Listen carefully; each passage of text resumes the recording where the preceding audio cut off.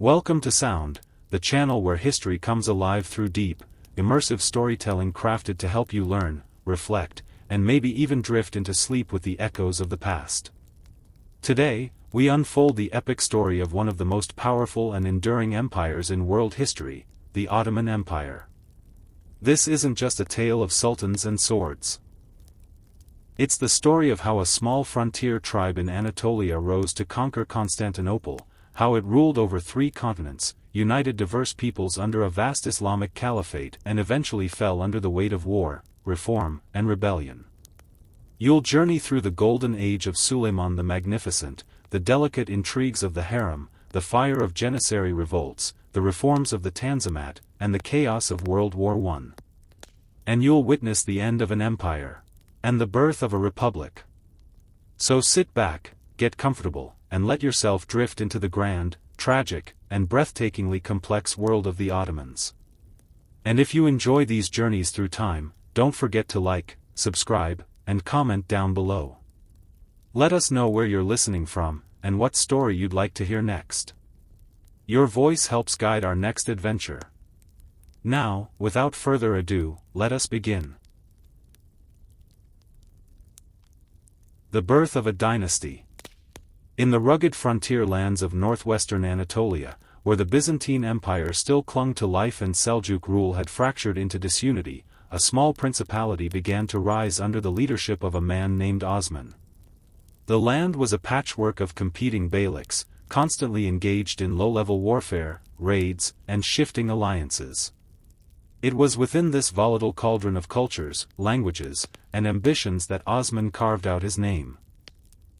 Not with overwhelming force or vast armies, but with strategic insight, religious conviction, and the deep support of the Ghazi warriors who followed him. Osman, the son of Ertugrul, inherited more than a tribe, he inherited a vision. That vision was forged in a world where borders were fluid and loyalties could shift like the wind, but one constant drove Osman's resolve, the belief that his people were destined to bring unity and justice through Islamic governance. His principality was modest at first, with no great cities, no established bureaucracy, and no dynastic lineage to speak of. But Osman wielded the intangible forces of charisma and legitimacy, branding himself not merely a warlord, but a divinely guided ruler. Osman's campaigns were not grand invasions. They were deliberate, strategic moves aimed at the decaying Byzantine outposts nearby. These Christian-held forts and towns, isolated from the imperial core in Constantinople, were vulnerable, and Osman exploited this vulnerability. His tactics were a blend of surprise raids, extended sieges, and the forging of loyalties through leniency and religious tolerance. Christian peasants disenchanted with Byzantine tax collectors sometimes preferred Osman's rule, which, while Islamic in its foundation, often offered more stability and fairness than the faltering empire of the Greeks. Legend soon grew around Osman. One of the most enduring is the dream of Osman, in which he envisioned a tree growing from his navel, its branches stretching across the world, providing shade to empires. Whether apocryphal or symbolic, the dream captured the ambition and self-conception of Osman's house. This was no fleeting warband but the seed of something enduring, destined to reshape the known world. By the time of his death in 1326, Osman had transformed his small dominion into a rising power. Though he would not live to see it, the capture of Bursa, achieved shortly thereafter by his son Orhan, would become the first great jewel in the Ottoman crown. Bursa would serve as the first capital of the growing empire, a base from which the Ottomans would construct administrative and military foundations that would support centuries of expansion. Osman's death did not mark an end but rather the beginning of an imperial epic. His descendants would continue his legacy with relentless energy, driven by the belief that they were chosen to bring order to a chaotic world. From humble beginnings, Osman had planted the roots of an empire that would span 3 continents and endure for over 6 centuries. What began in the dusty, contested hills of Anatolia would, over time, grow into one of the most powerful and enduring empires in human history. The House of Osman had begun its journey, and the world would soon learn to speak its name. Expansion into Byzantium. With the death of Osman, the responsibility of shepherding the fragile yet ambitious Ottoman Beylik fell to his son, Orhan. Unlike his father, whose life was dominated by guerrilla warfare and frontier expansion, Orhan found himself presiding over an entity that was beginning to resemble a state. The conquest of Bursa in 1326 marked a profound shift, not only geographically, as it provided a new capital, but also psychologically, as it signified the transformation from a tribal confederation into a burgeoning empire.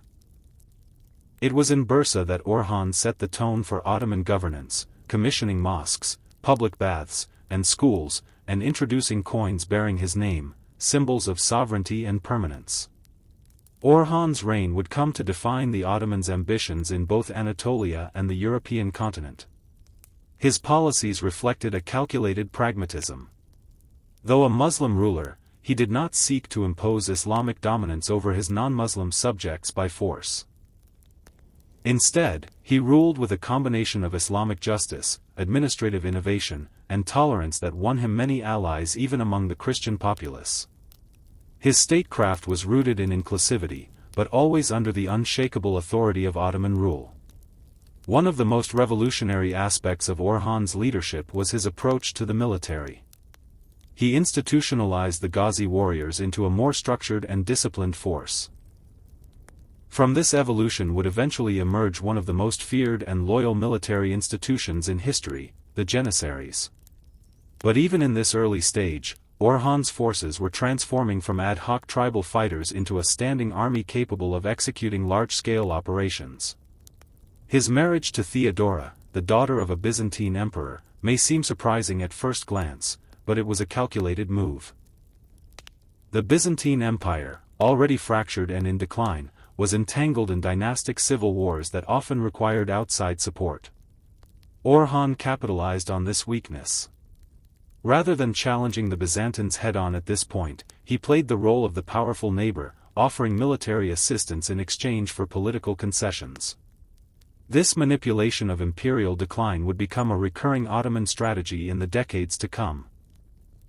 It was during the reign of Orhan's son, Murad I, that the Ottomans crossed into Europe in earnest. In 1354, a devastating earthquake weakened the walls of the Byzantine fortress at Gallipoli, allowing the Ottomans to seize it with little resistance. What seemed like an opportunistic conquest soon revealed itself as a masterstroke of imperial ambition. The Dardanelles, once a defensive barrier, now became a bridge. The Ottomans had crossed into the Balkans, and they would never leave. Murad I was no mere warrior. He was a kingmaker and a state-builder, and under his reign, the Ottoman state matured further. He established Edirne, Adrianople, as the new capital, symbolizing the pivot toward Europe. From there, he launched campaigns into the Balkans, challenging Serbian, Bulgarian, and Hungarian forces that had once considered the region their exclusive domain. These were not simple raids, they were systematic campaigns aimed at annexation and assimilation. The Ottomans brought not just armies but administrators, judges, and mosque builders. In 1371, the Battle of Maritsa saw the Ottomans crush a large Serbian army in a surprise night attack, killing thousands and asserting dominance over southern Serbia. This battle was followed by a series of vassalage arrangements where Balkan rulers, though technically autonomous, paid tribute and pledged allegiance to the Ottoman Sultan. Murad's strategy was clear. Weaken resistance through fear, bind local rulers through diplomacy, and slowly absorb territories through indirect control.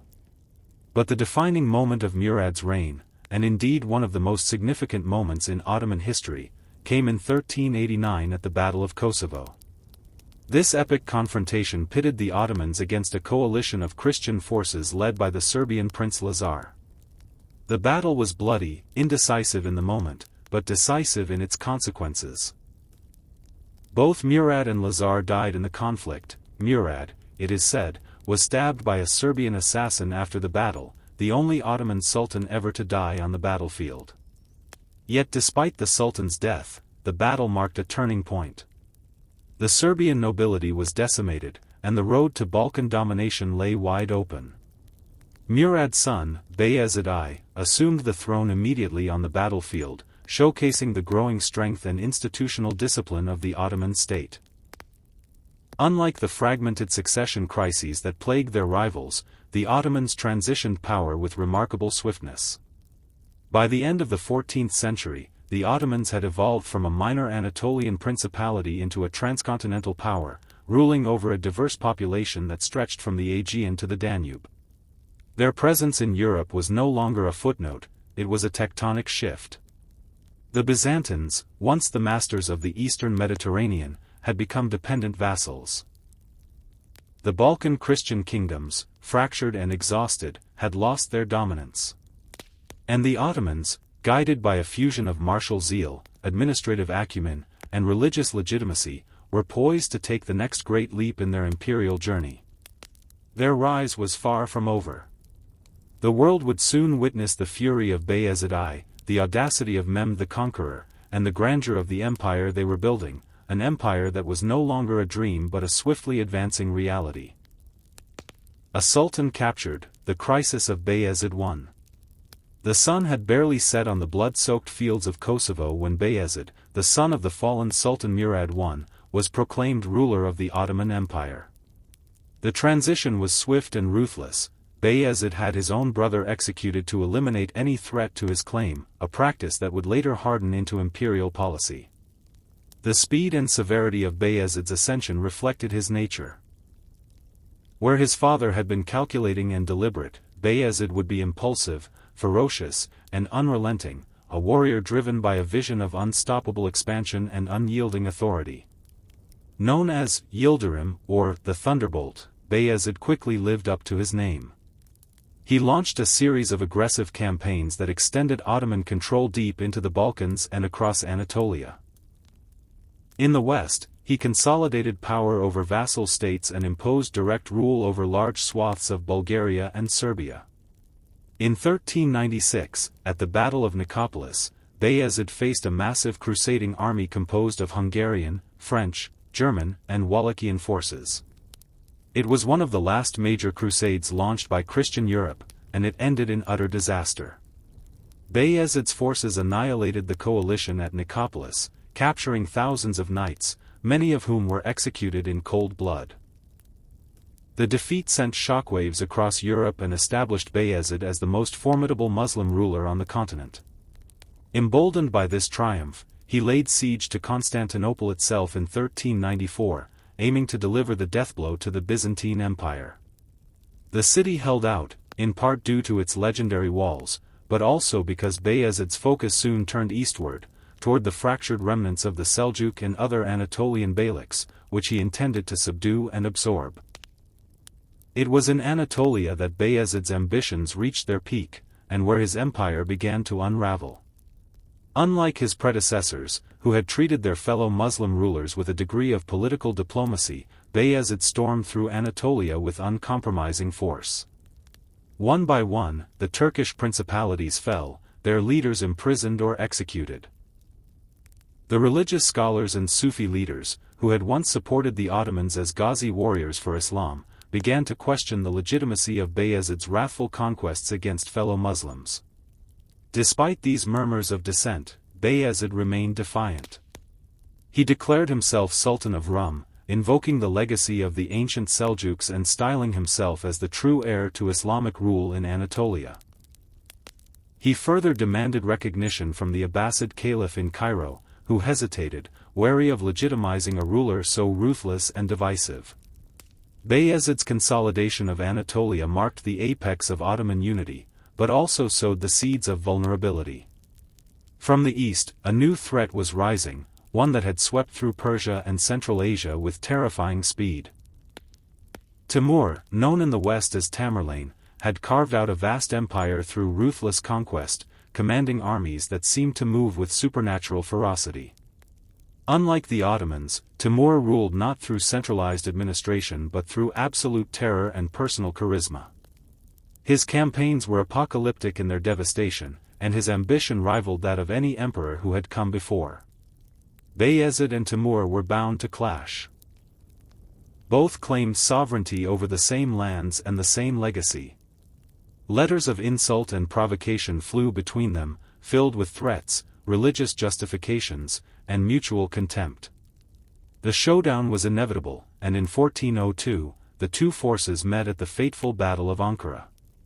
Bayezid's army, though large and battle-hardened, was stretched thin, composed of levies from across his empire, many of whom had no loyalty to him. Timur's forces were agile, experienced, and supported by defecting Anatolian beyliks who sought vengeance against Bayezid's tyranny. The battle was a catastrophe. Bayezid was outmaneuvered, his army collapsed, and in a humiliating turn of fate, the Sultan himself was captured. Bayezid's imprisonment shocked the Islamic world. Timur paraded him as a trophy, reportedly keeping him in an iron cage, though some accounts describe more respectful treatment. Regardless, the symbolism was damning. The Sultan of the rising Ottoman Empire had been brought low by an Eastern warlord. Bayezid died in captivity in 1403, his empire fractured, and his sons squabbling over the shattered remains. The period that followed, known as the Ottoman Interregnum, would plunge the realm into civil war. The mighty force that had threatened Constantinople and dominated the Balkans was suddenly leaderless, vulnerable, and directionless. Christian powers watched eagerly, hopeful that the Ottoman threat had been extinguished. The once unstoppable empire was now a house divided. Yet the Ottomans were not finished. What followed would be a brutal but ultimately transformative era, a crucible of crisis from which the empire would emerge more centralized, more resilient, and more imperial than ever before. The death of Bayezid marked the end of an age of conquest fueled by personality. The Ottomans would now have to learn to rule through something more enduring, the power of the state. The Ottoman Interregnum. The capture of Bayezid I at the Battle of Ankara in 1402 shattered not just the body of a man, but the structure of an empire. For the first time since its inception, the Ottoman state found itself without a clear ruler, its authority questioned, and its future uncertain. What followed was a decade of chaos and civil strife.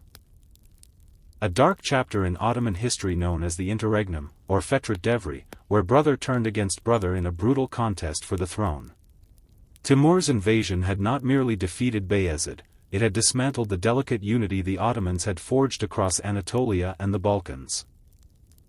The Anatolian beyliks that Bayezid had annexed with such ruthlessness now reasserted their independence with the backing of Timur, who redistributed lands to former rulers as a deliberate act to weaken the Ottomans. The ambitious Timurid overlord had no intention of permanently settling in Anatolia, his designs lay eastward, but he left behind a fragmented political landscape, ensuring that no single power would rise too quickly in his wake. Into this vacuum stepped Bayezid's sons, each declaring himself the rightful heir. There was Suleiman, who controlled the European territories from Edirne, Isa, who held Bursa, Mehmed, who ruled from Amasya in central Anatolia, and Musa, who remained initially without a significant power base but would soon rise. None of them could claim undisputed authority, and none would relent without bloodshed. The empire had effectively split into multiple competing states, each with its own court, military, and ambitions. The dream of Ottoman unity had become a fratricidal nightmare. Suleiman Çelebi, as the eldest, initially seemed the most likely to succeed. He was based in Edirne and maintained control over the Balkan territories, leveraging diplomatic relationships with the Byzantines and various Christian states to maintain a semblance of order. Ironically, the Christian rulers of Europe now found themselves in the strange position of supporting one Ottoman prince over another, not to defeat the empire, but to ensure it did not fall entirely into chaos. Suleiman promised peace and stability, even returning territories to the Byzantines as part of his negotiations, a bitter compromise, but a necessary one in his bid to consolidate power. Meanwhile, Mehmed Çelebi, ruling from the heart of Anatolia, took a more patient and calculating approach. He secured alliances with regional Turkish leaders and gradually expanded his influence through strategic diplomacy and decisive military campaigns. Unlike his more flamboyant brothers, Mehmed projected the image of a restorer rather than a conqueror, promising a return to Ottoman unity and strength.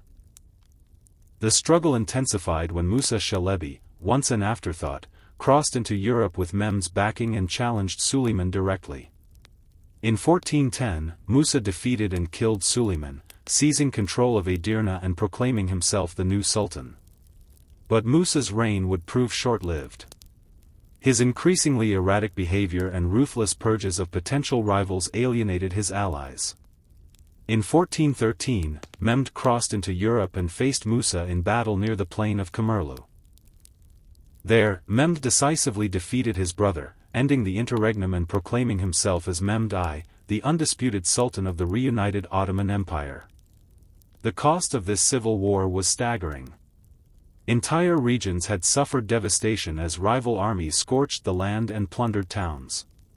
Trust in the Sultanate had been weakened, and the myth of Ottoman invincibility had been thoroughly dispelled. Yet from the ruins of internecine strife, a more mature and centralized state began to emerge. Mehmed I understood that brute force alone could not sustain the empire. He began to institutionalize power, reinforcing the administrative core of the state, restoring civil order, and reviving the legal and religious structures that underpinned Ottoman governance. One of Mehmed's most enduring achievements was the re-establishment of Istanbul, not yet fully conquered, but increasingly encircled.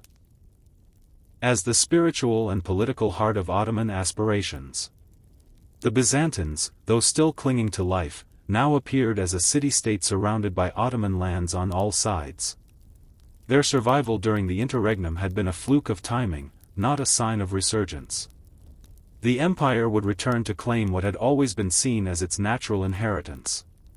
Mehmed I reigned only a few years after ending the interregnum, but the significance of his rule cannot be overstated. He had stitched back together a fractured dominion, restored the authority of the Sultanate, and re-established the Ottoman house as a coherent and stable dynasty. Though scars remained, his consolidation laid the groundwork for the next phase of expansion, a renewal of ambition that would culminate in the siege of Constantinople. What had nearly collapsed under the weight of familial rivalry and foreign intervention had now reformed, leaner and more determined. The Ottomans had weathered their first existential crisis. The lesson was clear: no empire could survive if it relied solely on the personality of a single ruler. Henceforth, the Ottoman state would be forged not just through war and conquest, but through institutional strength, dynastic discipline, and a clear vision of imperial destiny. And destiny, it seemed, was once again calling. The calm before the storm, Mehmed I and the road to Constantinople. When Mehmed I emerged triumphant from the ashes of the interregnum, the Ottoman Empire was not the juggernaut it had once appeared to be. Its territories were fractured, its economy strained, and its authority questioned by both internal factions and external rivals. Yet Mehmed's victory was more than a personal triumph, it was a moment of rebirth. For the Ottomans to survive, they would have to rebuild, not only their cities and fortresses, but their sense of identity, unity, and imperial purpose. Mehmed understood this with a clarity born from civil war. He ruled not as a conqueror, but as a healer, a quiet architect of Ottoman restoration. His reign, though relatively brief, was defined by a careful balancing act. On the one hand, he sought to re-establish firm central control, placing trusted governors in the provinces and reviving the intricate administrative structures that had atrophied during the interregnum. On the other, he practiced leniency toward the beyliks and local rulers who had supported his brothers, preferring strategic reconciliation over continued bloodshed. This dual strategy of firmness and pragmatism proved effective. For the first time in years, the Ottoman realm was at peace with itself, even if its borders still bristled with unease. In Anatolia, the Turkish principalities that had been emboldened by Timur's disruption were gradually drawn back into Ottoman influence, not through conquest but through diplomacy and dynastic marriage. Mehmed knew that brute force had nearly torn the empire apart. Now was a time for caution, for consolidation, and for laying a foundation upon which future sultans could build. The religious scholars and Sufi orders, whose support had wavered during the chaos, were courted once more. In return, they began to see the Ottomans not merely as warriors, but as legitimate stewards of Islam's political and spiritual heritage. In the Balkans, however, the Ottomans faced a different challenge. Christian states such as Hungary, Poland, Wallachia, and Serbia had used the Ottoman interregnum as an opportunity to regroup and reinforce. The death of Bayezid and the fratricidal wars that followed had convinced many in Europe that the Ottoman threat was mortal, not divine. Yet the empire's quiet recovery under Mehmed I gave them pause. The old fears returned, but this time tempered by knowledge of the Ottomans' vulnerabilities. Tensions simmered, and occasional border skirmishes erupted, but Mehmed resisted the temptation to reignite full-scale conflict. His concern was not glory, it was stability. Still, the ghost of Constantinople loomed large. Though the city remained under Byzantine control, its territory had shrunk to little more than the capital itself and a few outlying fortresses. Cut off, isolated, and dependent on Western aid, the Byzantine Empire was a shell of its former grandeur. Yet it was not without intrigue. The emperors of Constantinople had grown skilled in survival, in playing rival powers against one another, in manipulating Crusaders and Ottomans alike through cunning diplomacy and appeals to Christian unity. Mehmed, for all his restraint, never lost sight of the city's significance. It was not just a military objective, it was a symbol. Whoever held Constantinople could claim to be the heir to Rome, to Byzantium, and to the universal order they once represented. In 1421, Mehmed died, passing the throne to his son, Murad II. The transition was smoother than any in living memory, a testament to the institutional groundwork Mehmed had laid. Yet Murad would soon face a maelstrom of war, rebellion, and crusade that would push the Ottoman Empire to the edge once more. Murad's reign began with immediate threats. The Byzantines, sensing opportunity, backed a pretender to the Ottoman throne, Duzmis Mustafa, another son of Bayezid who had long been thought dead. This figure, whether the real Mustafa or an impostor, garnered considerable support and launched a rebellion.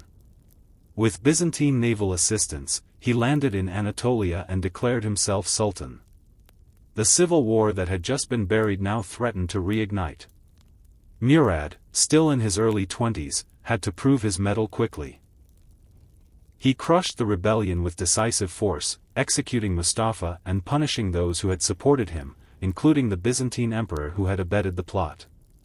This betrayal reignited Ottoman animosity toward Constantinople. Yet once again, the full might of the empire was not directed at the city. Murad had more pressing concerns in Europe, where Hungary, Poland, and Wallachia had resumed their aggressive stance. The decades of intermittent war resumed, and Murad found himself drawn into a series of complex campaigns across the Balkans. His military skill soon became apparent. He retook territories lost during the interregnum, crushed rebellious lords, and restored Ottoman dominance in Serbia and Albania. Yet each campaign came at a cost. War was draining the empire's coffers and its patience. In the 1430s, a new threat emerged from the west, one not just of arms, but of spirit. The papacy, long consumed with internal schism and decline, began to reassert itself, and with it came calls for a renewed crusade. Under Pope Eugene IV, plans were drawn to unite the Christian kings of Europe in a final, decisive war against the Ottomans.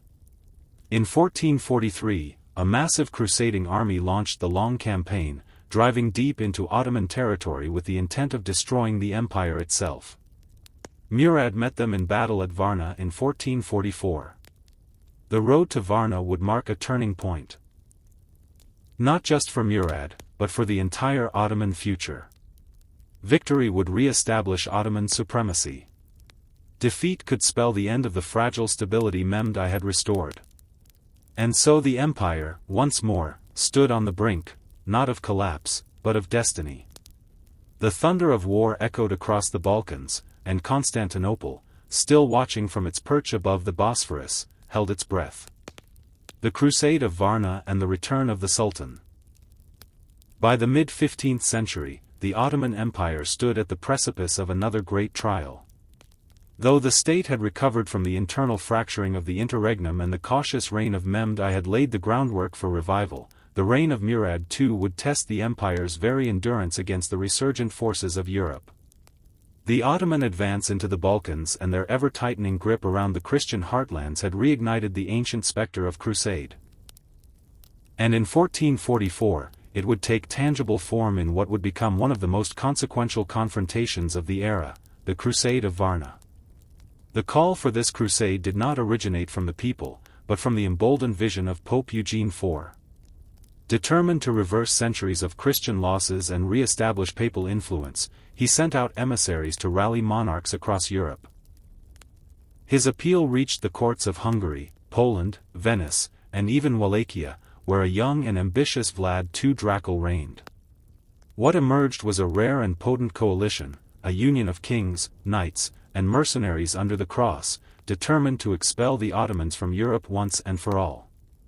At its helm stood the Ladislaw III of Poland, King of Hungary, and the brilliant military tactician John Hunyadi, a man who would become the nightmare of many Ottoman commanders. Murad II, who had begun to grow weary of the throne, had in fact temporarily abdicated in favor of his young son, Mehmed II. It was a moment of quiet transition, and perhaps of optimism, for the young prince had been raised with all the precision and care due a future ruler. But the call to war would not allow a peaceful transfer of power. The moment the Crusaders crossed the Danube, it became clear that this was not a mere border skirmish, but a war of extermination.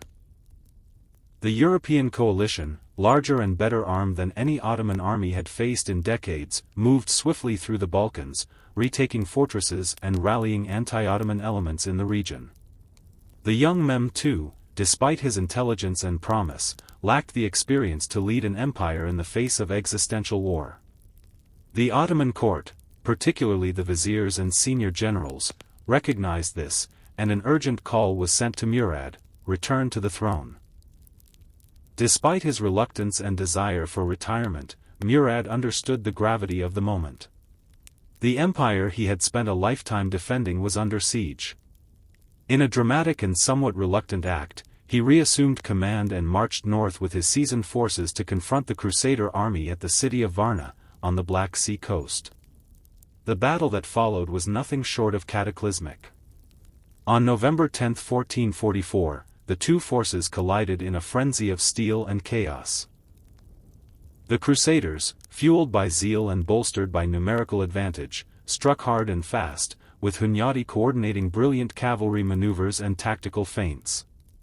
For a time, it appeared they might actually succeed. The Ottoman lines faltered, and confusion spread across the battlefield. But the Ottomans had learned from previous defeats, and Murad was no amateur. With calm precision, he reinforced his lines and utilized his janissaries. The elite corps of slave soldiers trained for such moments, to anchor the center of the army. Their discipline proved decisive. As the Crusader vanguard pushed forward, King the Ladislaw, in a moment of recklessness or desperation, led a direct charge against the Janissary corps, hoping to break Murad's formation and kill the Sultan. It was a fatal gamble. The Ladislaw was unhorsed, surrounded, and beheaded amidst the melee. His standard fell, and with it, the morale of the Christian army collapsed. What had been a near victory turned instantly into a rout. The Crusade of Varna ended in a catastrophic defeat for the Christian coalition. Thousands lay dead on the battlefield, and the survivors fled in disarray, many drowning in the marshes and rivers surrounding the field. Hunyadi escaped with his life, but the psychological blow dealt to Europe was immense. The myth of Ottoman invincibility, shaken during the interregnum, now reasserted itself with terrifying clarity. Murad had not only defended his empire, he had shattered the last great hope of a united Christian assault on Ottoman Europe for decades to come. In the aftermath, Murad resumed the throne officially, recognizing that the empire's stability still required his hand. Yet the Sultan was not vengeful in victory. He allowed captured Christian knights to return home under oath, understanding that mercy could serve imperial interests as much as terror. He focused instead on further consolidating Ottoman authority in the Balkans and Anatolia, strengthening the army, and refining the bureaucracy. Murad's final years were spent in careful preparation. He had seen firsthand the volatility of succession and the dangers of premature abdication. He therefore dedicated himself to mentoring his son Mehmed, shaping him not only as a scholar and devout Muslim but as a warrior king. The young prince was trained rigorously in the arts of statecraft, siege warfare, and the nuances of diplomacy. Murad ensured that the future sultan would be ready for the task that still loomed largest in Ottoman imagination, the conquest of Constantinople. In 1451, Murad too passed away in Edirne. His reign had been defined not by ambition, but by endurance, by holding the empire together through storms both foreign and domestic. He had defeated crusaders, crushed pretenders, and restored Ottoman prestige across the Muslim and Christian worlds. But more than that, he had prepared the way for what was to come. The throne now belonged to Mehmed II, no longer a boy, but a man forged by conflict and tutored by one of the most experienced rulers in Ottoman history. The empire stood on the edge of a new era, and the ancient city of Constantinople, long a prize too distant to grasp, now lay within reach. The storm that had been gathering for over a century was about to break. And at its center stood a sultan destined to be called Fatih, the Conqueror. Mehmed the Conqueror and the fall of Constantinople. When Mehmed II ascended the throne in 1451, he was just 19 years old, a young man by any ruler's standards, yet one whose soul bore the gravity of centuries. He was not new to power, having briefly ruled during his father's earlier abdication, but this time was different. This time, the throne was his alone, and so too was the burden of his empire's ambitions. The Ottomans had long hovered at the gates of Constantinople like wolves before a castle wall, but now, in this young sultan, there lived the spark that would finally set the ancient city ablaze. From the very beginning of his reign, Mehmed was consumed by one singular vision, the conquest of Constantinople. This was no mere military target. It was a symbol of imperial legitimacy, a city drenched in history and myth, revered by Christians and coveted by Muslims. Its walls had repelled dozens of invaders, including his ancestors. But Mehmed was not interested in continuing the tradition of failure. He was determined to succeed where all others had faltered. And unlike his predecessors, he had both the will and the means to do it. Constantinople, by the mid-15th century, was a ghost of its former self. Its population had dwindled to tens of thousands, confined within a few urban districts behind its once impregnable Theodosian walls. The Byzantine Empire had become an empire in name only, reliant on mercenaries, foreign subsidies, and the political cunning of its final emperor, Constantine XI Palaiologos. The city's strategic location still made it the key to controlling the Bosphorus and trade between Europe and Asia, but its military might had evaporated. Still, the walls that surrounded Constantinople were formidable, tall, thick, layered, and built to endure the onslaughts of time. Mehmed, however, was not relying on traditional siege methods. He had been preparing for this moment since his youth, consulting engineers, scholars, and tacticians from across the Islamic world and beyond. His most important innovation came in the form of artillery. Massive cannons cast by a Hungarian engineer named Orbán, who had originally offered his services to the Byzantines. These were not ordinary guns. They were behemoths, capable of hurling stone balls weighing hundreds of pounds across vast distances with devastating force. With this new technology, Mehmed aimed to do what centuries of sieges could not, reduce the mighty walls of Constantinople to rubble. The preparations for war were vast and methodical. Mehmed moved his capital to Edirne to be closer to the front and began amassing a vast army. Some sources estimate upwards of 80,000 to 100,000 men, including elite janissaries, provincial levies, engineers, and sappers. The Ottoman navy, too, was mobilized, for the Bosphorus and the Golden Horn would need to be choked off if the city were to be isolated. But Mehmed's genius lay not only in military might, but in strategic insight. He ordered the construction of a fortress, Rumeli Hizari, on the European side of the Bosphorus, directly across from the older Anadolu Hizari. This twin fortress system allowed him to control all naval traffic through the strait, effectively cutting off aid to Constantinople from the Black Sea. It was an unmistakable signal of intent. The Byzantine emperor, desperate and running out of options, made urgent appeals to the West, begging for reinforcements, money, and ships. A few arrived. Most notably a small contingent of Genoese led by the fiery Giovanni Giustiniani, but it was not enough. In April 1453, the siege began. The Ottoman army encircled the city by land and sea. Their cannons opened fire, shaking the earth and blasting holes into the once impenetrable walls. But the Byzantines resisted with equal ferocity. Day after day, they patched breaches, repelled attacks, and launched sorties under the cover of night. Giustiniani's men fought with unmatched tenacity, and Constantine XI, far from a passive ruler, fought alongside his men, sword in hand, embodying the last defiant heartbeat of Byzantium. The siege stretched on for weeks. At times, it appeared the Ottomans might fail. The massive bombardments, while impressive, were slow and prone to mechanical failure. The defenders showed resourcefulness in countering artillery damage and resisting undermining efforts. Naval engagements in the Golden Horn added further complexity.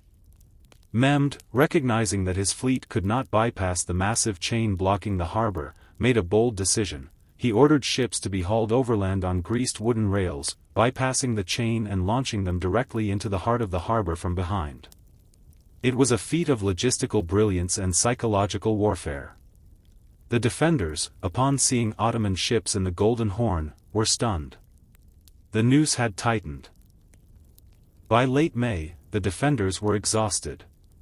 Supplies were running low, the walls were weakened, and morale had begun to falter. Mehmed, sensing the end was near, prepared for the final assault. On the night of May 28, he allowed his troops rest and prayer. The city, too, fell into solemn reflection. Emperor Constantine led a final religious service at the Hagia Sophia, offering prayers not only for victory but for the soul of his city. It would be the last Orthodox service held there in its Christian form for centuries. At dawn on May 29, 1453, the final assault began. Waves of Ottoman infantry battered the walls, facing a rain of arrows, stones, and boiling oil. The first waves were repelled, but they weakened the defenders. The second and third waves, including the Janissaries, pressed harder. Giustiniani was wounded, and his removal from the battlefield caused confusion among the defenders. The Ottomans poured into a breach near the gate of St. Romanus. Emperor Constantine fought to the end but was overwhelmed. His body was never definitively identified, lost in the chaos and carnage. By midday, the city had fallen. The Byzantine Empire, which had once ruled the eastern Mediterranean, was no more. The Hagia Sophia, once the spiritual heart of Eastern Christendom, was converted into a mosque. The city was placed under Ottoman rule, and Mehmed II rode into it not as a mere conqueror, but as an emperor in his own right. He proclaimed Constantinople the new capital of his empire and offered amnesty to its surviving residents. Looting was restrained, churches were spared where possible, and the city was repopulated with Turks, Greeks, Jews, and Armenians alike. With that act, Mehmed II became Fatih, the conqueror. The Islamic world hailed him as a hero. Europe shuddered at the fall of the ancient Christian stronghold. The Middle Ages, in the eyes of many historians, ended that day. And a new age, the Ottoman Age, had begun, with Constantinople as its radiant, unshakable center. The young sultan had not merely taken a city. He had rewritten the map of civilization. Building an imperial capital, the transformation of Constantinople. The fall of Constantinople marked not just the end of the Byzantine Empire, but the birth of a new epoch. For Mehmed II, now forever known as the Conqueror, seizing the city was only the first step in a far more ambitious vision. The ancient capital, though still cloaked in the majesty of its past, had suffered greatly from siege, war, and centuries of decline. Mehmed saw it not merely as a trophy to be preserved in ruins, but as the beating heart of a new world empire, one that would surpass both the Roman and Islamic caliphates in scope and splendor. To accomplish this, the city needed to be remade, not just physically, but spiritually, administratively, and demographically. Upon entering the city, Mehmed did not act as a vengeful conqueror. His first steps were symbolic. He rode to the Hagia Sophia, dismounted, and entered the once Christian cathedral to offer prayers in the name of Islam. He declared it a mosque, setting a precedent for the city's transformation, yet sparing it from destruction. This gesture of religious repurposing, rather than erasure, signaled a dual policy of dominance and tolerance. He did not wish to wipe away the city's Byzantine past; instead, he would weave it into the Ottoman imperial identity. The city's streets, once bustling with merchants, clergy, and nobility, were eerily quiet. Many of its inhabitants had fled or died during the siege. Mehmed moved quickly to reverse this. He launched an aggressive repopulation campaign. Orders were sent throughout the empire. Muslim, Christian, and Jewish families were invited, sometimes compelled, to settle in the new capital. This was not an act of charity but a calculated maneuver. Mehmed understood that a diverse, vibrant, and loyal population was essential for economic vitality and political stability. Within a few decades, Constantinople's population swelled once more, transforming it from a shadow of its former self into a thriving, cosmopolitan metropolis. Urban restoration and architectural ambition soon followed. Mehmed summoned artisans, engineers, and architects from across his empire and even beyond. New mosques rose from the ruins, many modeled after or incorporating elements of Byzantine structures. The Hagia Sophia was refurbished with Islamic features but retained much of its original grandeur. In time, the city would be crowned with the Fatih Mosque, built on the site of the Church of the Holy Apostles. It was not just a place of worship but a complex housing schools, kitchens for the poor, and public baths, an embodiment of the Sultan's broader vision of an Islamic imperial capital. Administrative restructuring went hand in hand with urban renewal. Mehmed reorganized the government to suit the needs of a centralized, multi-ethnic empire. The old Byzantine districts of the city were retained in part, but new quarters were delineated to reflect Ottoman governance. A formalized millet system began to take shape, in which religious communities were granted autonomy in exchange for loyalty and tax revenue. Greek Orthodox Christians, Jews, and Armenians were all permitted to run their internal affairs, courts, schools, and religious institutions, under their own appointed leaders. This system, innovative for its time, allowed for cohesion without enforced uniformity, and ensured that Constantinople remained not merely a Turkish city but the center of an empire that stretched across continents and creeds. Trade routes were revived and expanded. The Ottomans opened the city's ports to merchants from Venice, Genoa, and other maritime powers, leveraging Constantinople's unique geography as a hub linking Europe, Asia, and Africa. New markets were built, caravanserais sprang up to accommodate traders from distant lands, and the Grand Bazaar began its long evolution into the mercantile heart of the city. Taxes were carefully regulated to stimulate commerce while enriching the state. With time, gold, silk, spices, and precious stones flowed through the capital, drawing wealth and prestige. Cultural transformation paralleled economic and political growth. Mehmed was not a mere warrior but a scholar and patron of the arts. He welcomed poets, scientists, and theologians into his court, regardless of origin. Greek scholars fleeing the dying embers of the Byzantine world found refuge in his libraries. Persian historians, Arabic mathematicians, and Turkish poets composed their works under his sponsorship. The court of Constantinople became a melting pot of knowledge, where Islamic philosophy conversed with classical Hellenism and medieval Christian thought. This intellectual climate gave rise to a new Ottoman identity, rooted in Islam but cosmopolitan in culture. The military also saw reform. The Janissaries, already a formidable force, were expanded and refined. Their barracks and training facilities were integrated into the city, further intertwining Constantinople with the mechanisms of state power. The navy, too, received attention. Mehmed understood that a maritime empire required maritime might. Shipyards were expanded, fleets modernized, and naval schools established, all within sight of the Bosphorus. The capital was not only a seat of government but a launchpad for conquest and control. By 1470, less than 2 decades after its fall, Constantinople had become something new, no longer just the former seat of Byzantium, nor merely an Ottoman provincial capital, but the imperial center of a new, hybrid civilization. Its domes and minarets pierced the sky like declarations of power. Its markets teemed with voices from 3 continents. Its schools and libraries nurtured a generation of thinkers, administrators, and commanders who would carry the Ottoman banner to new heights. Mehmed's transformation of Constantinople was more than urban policy, it was an act of imperial alchemy. He had taken the bones of an ancient world and breathed into them the spirit of something unprecedented.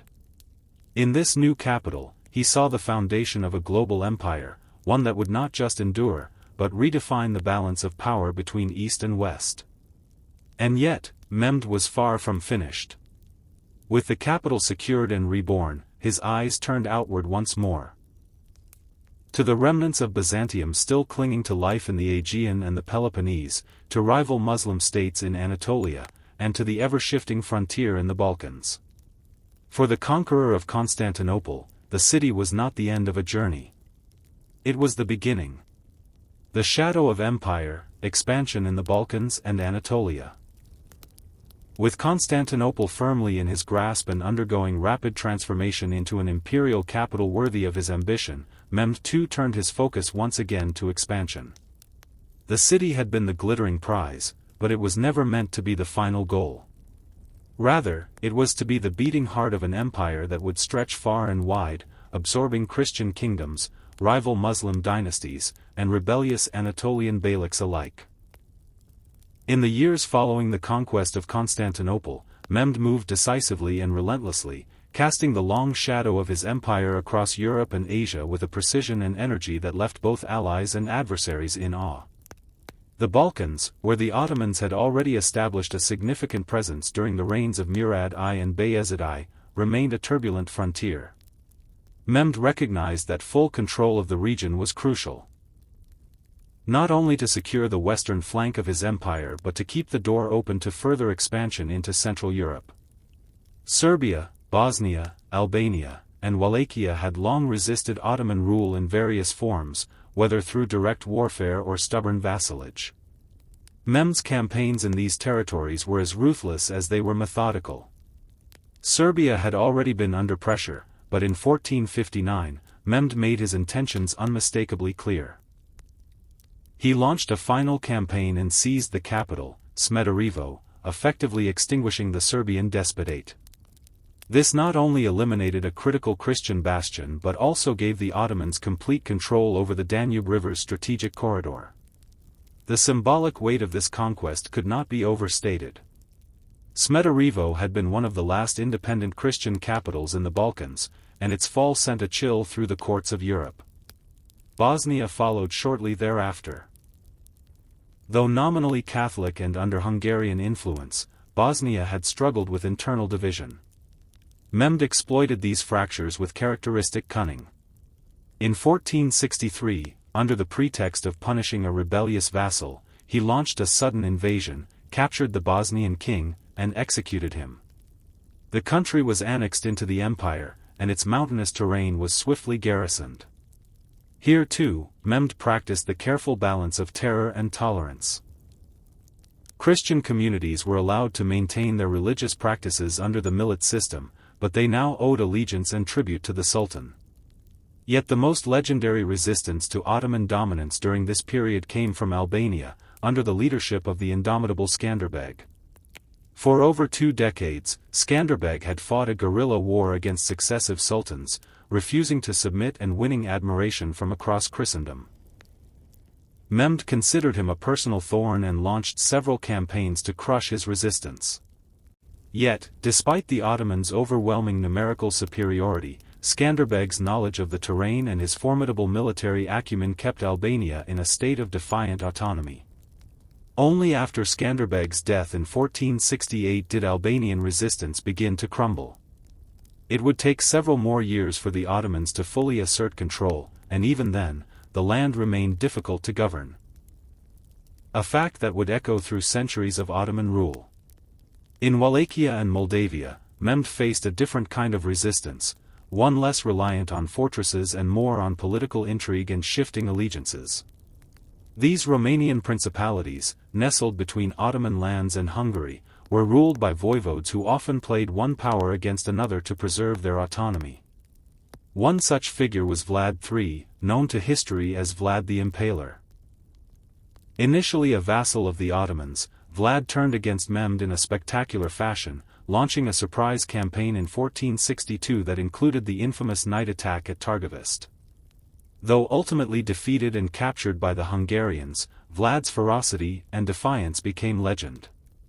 Mehmed's response was merciless. He reasserted control through a series of brutal campaigns and installed more compliant rulers. Still, the region remained a powder keg, prone to rebellion and intrigue. While pushing westward into Europe, Mehmed did not neglect the east. Anatolia remained fractured, home to a mosaic of Turkish beyliks and rival Islamic polities, some of which still posed significant threats to Ottoman cohesion. Chief among these was the Karamanid Emirate, a stubborn and proud Turkish principality based in central Anatolia. The Karamanids had long been at odds with the Ottomans, resisting incorporation and often aligning with European crusaders or the rival Akoyanlu Confederation in Persia. Mehmed launched multiple campaigns to bring Karamanid territory under control. In 1468, he finally subdued their capital of Konya, forcing the Karamanid leaders into submission and integrating their lands into the empire. This not only eliminated a dangerous internal rival but also extended Ottoman authority deep into central Anatolia, creating a contiguous land empire stretching from the Balkans to the Iranian frontier. The conquest of the Karamanids had wider implications. It sent a message to the Islamic world that the Ottomans were the undisputed inheritors of the Turkish Islamic political tradition.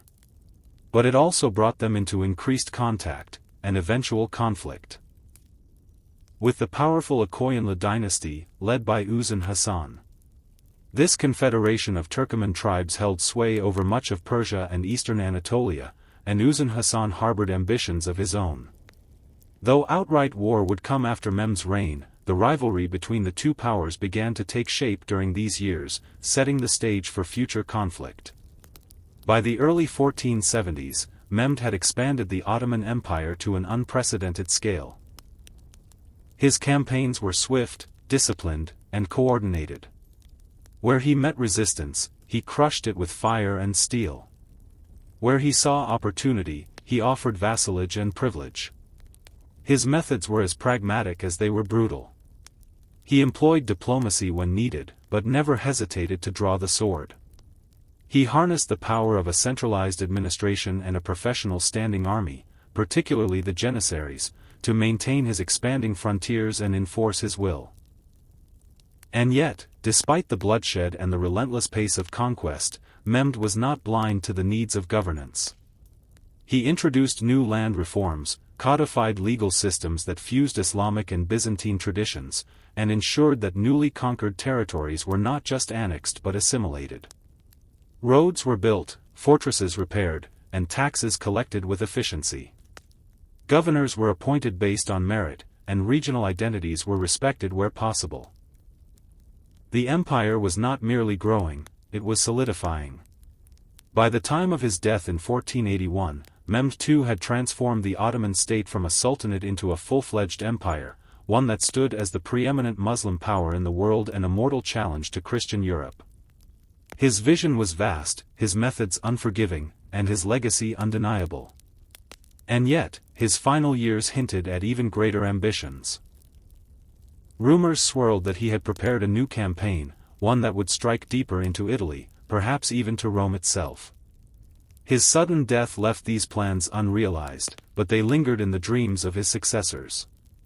For Mehmed the Conqueror had set a precedent that no sultan after him could ignore: the empire must expand, or it would wither. The shadow of empire now stretched from the Adriatic to the Euphrates. But the throne of the Ottoman world, made heavy by Mehmed's triumphs, now awaited a new bearer.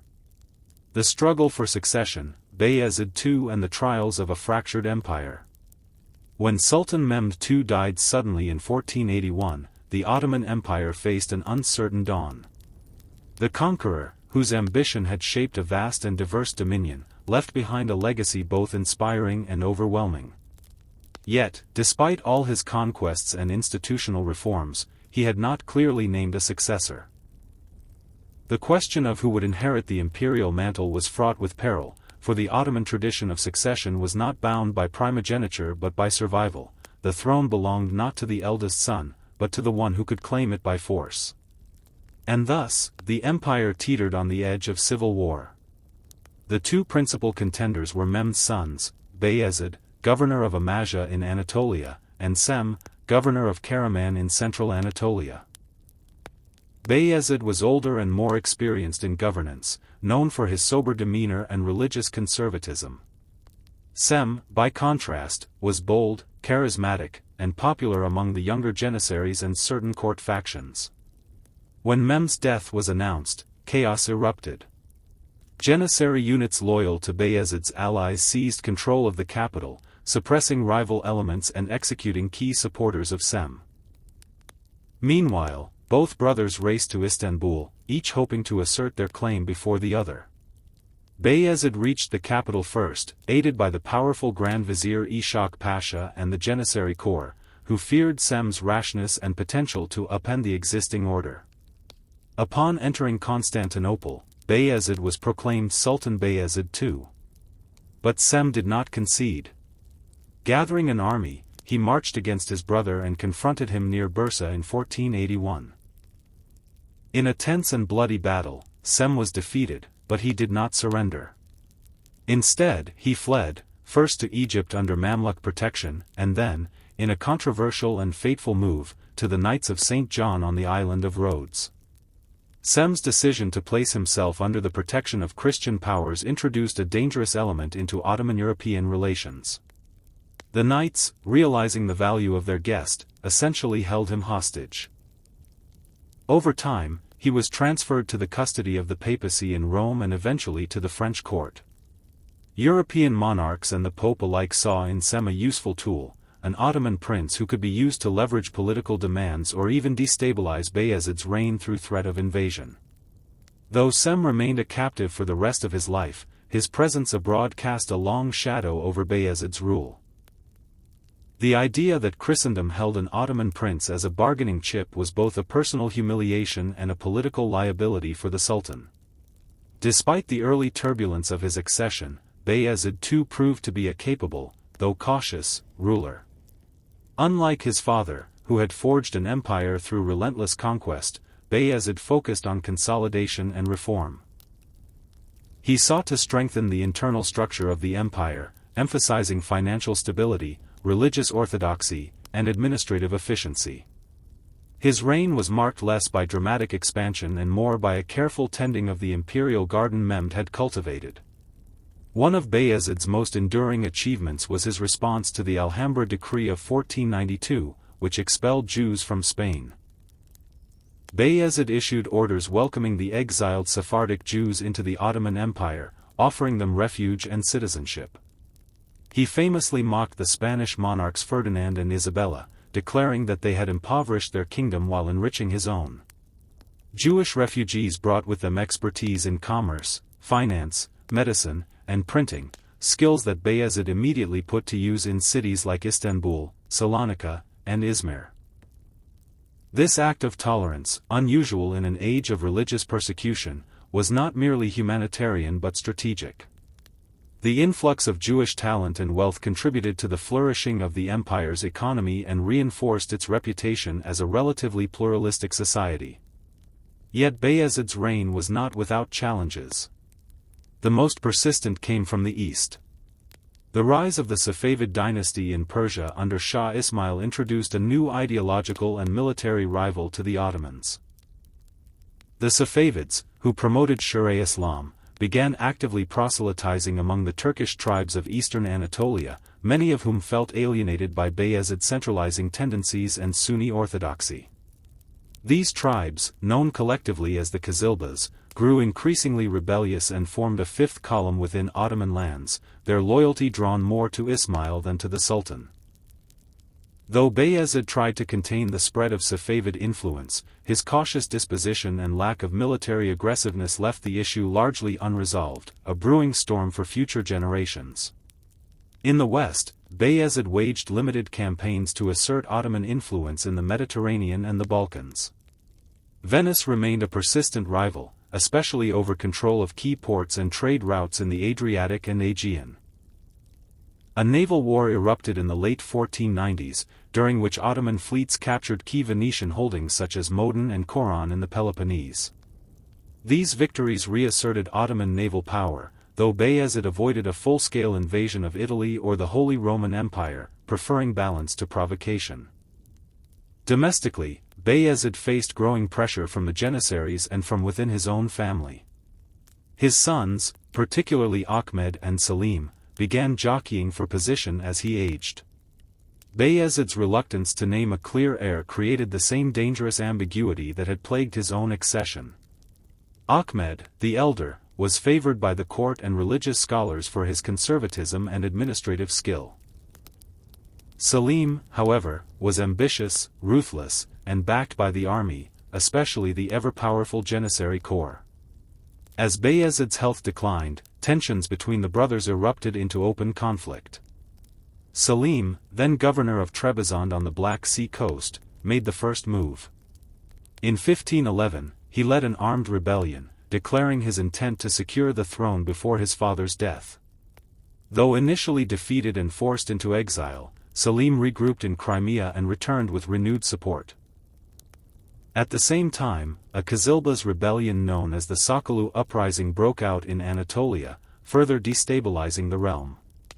Bayezid, now elderly and weary of strife, lacked the vigor to respond decisively.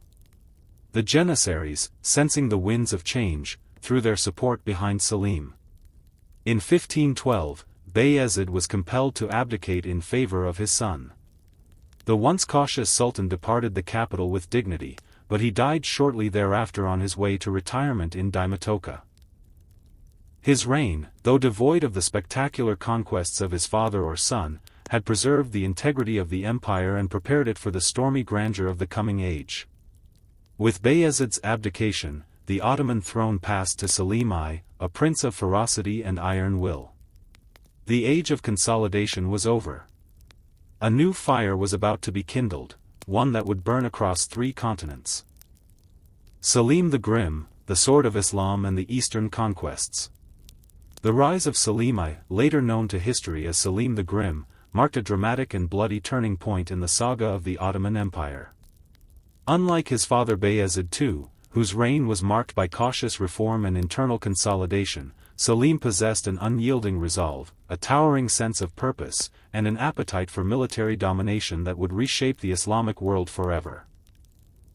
His ascension was not a peaceful inheritance but a ruthless conquest of power, carved from the bodies of his rivals, including his own kin.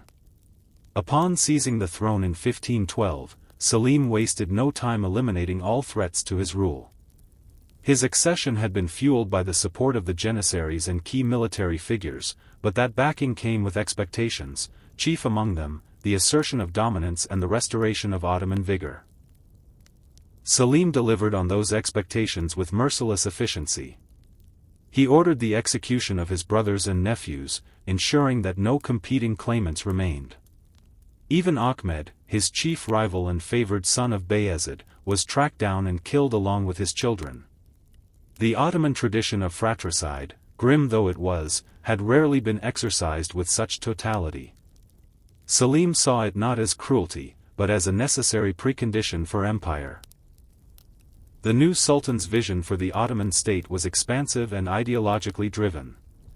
While Mehmed the Conqueror had sought to elevate the empire as a world power and Bayezid had focused on internal strength, Selim saw himself as the divinely chosen protector of Sunni Islam, a warrior caliph destined to crush heresy and unite the Muslim world under his banner.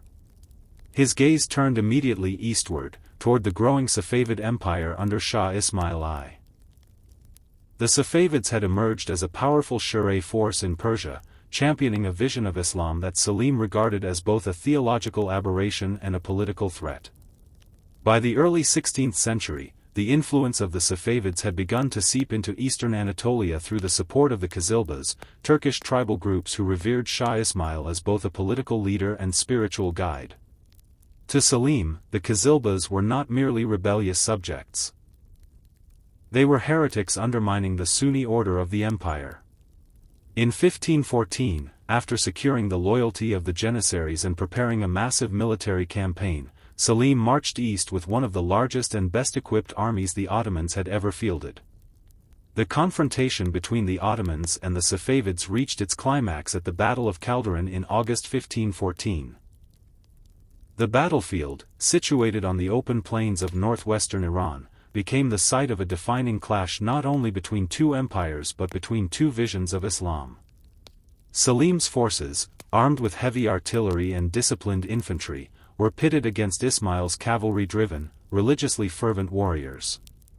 The result was devastating for the Safavids. Selim's tactical use of firearms and superior logistics decimated the opposing army, and Shah Ismail was forced to flee the field, his mythic aura shattered. In the aftermath, Ottoman forces swept through large swaths of eastern Anatolia and western Persia, capturing the ancient city of Tabriz and humiliating the Safavid court. While Selim did not attempt to fully annex Persia, perhaps recognizing the logistical challenges of sustaining such a campaign, his victory at Calderon decisively checked the eastern rivals' influence and reaffirmed Ottoman dominance over eastern Anatolia. More importantly, it sent a clear message: the Ottoman Sultan was not merely a sovereign of land, but a sword-bearer of Sunni orthodoxy. Following the eastern triumph, Selim's attention turned southward to the Mamluk Sultanate, the last great independent Islamic power in the Middle East.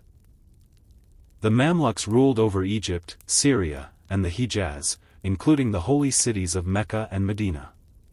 Their rule, based on an elite military caste and a deep-rooted religious legitimacy, had endured for centuries.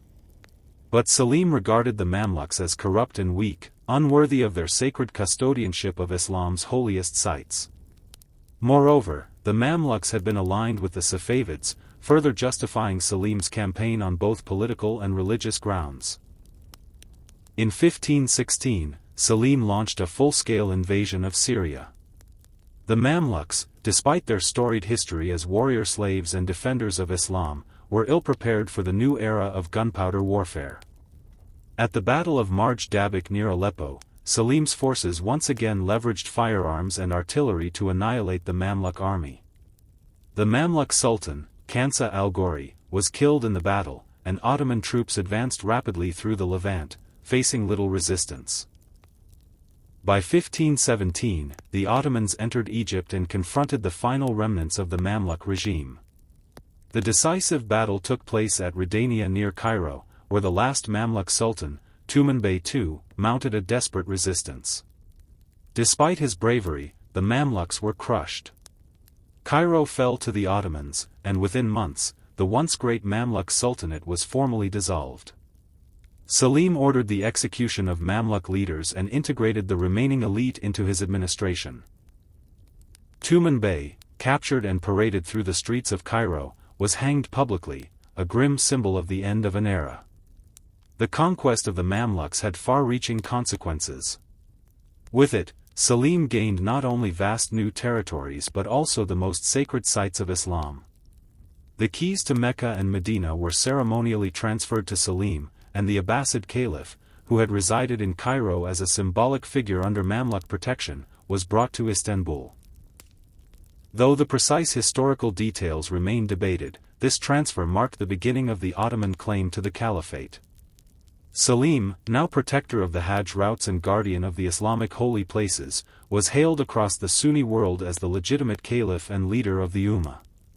In less than a decade, Selim had transformed the Ottoman Empire from a regional power locked in rivalry with neighbors into a transcontinental Islamic empire with moral, political, and military authority. His reign, though brief, left an enduring legacy. He centralized the Ottoman state further, expanded its bureaucracy, and imposed strict control over religious expression. He was ruthless with dissenters, executing thousands of suspected Safavid sympathizers and imposing Sunni orthodoxy as the ideological backbone of the state. Yet Selim's rule was not marked by excess or indulgence. He lived simply, dressed modestly, and avoided courtly luxuries. He was feared more than loved, respected more than revered. His grim sobriquet, Yavuz, in Turkish, meaning the stern or the grim, reflected both his temperament and the brutal clarity with which he wielded power. He had little time for poetry or courtly games, preferring maps, military reports, and treatises on religious law. In 1520, at the height of his power and with plans for further campaigns in Europe, Selim died suddenly, some say from illness, others from poison. He left behind an empire vastly expanded in size, faith, and ambition. His death marked the end of one of the most consequential reigns in Ottoman history. And with his passing, the mantle of leadership passed to his son, Suleiman, a prince of promise, intellect, and vision, destined to become the greatest of all Ottoman sultans. Suleiman the Magnificent, the golden age of the Ottoman Empire. The death of Selim the Grim in 1520 marked the end of an era of austere militarism and iron-fisted rule. In his place rose his only surviving son, a prince who had been groomed in the provincial governorships of Manisa, a man of letters and law, of war and wisdom, Suleiman. When he ascended the throne, few could have predicted that this mild-mannered young man, known more for his scholarship and poetic inclinations than for his brutality or ambition, would lead the Ottoman Empire into its greatest and most glorious age. In the West, he would become known as Suleiman the Magnificent. In his own realm, he was Kanuni, the lawgiver. Under his reign, the Ottoman Empire reached the zenith of its territorial expansion, cultural richness, administrative sophistication, and political power.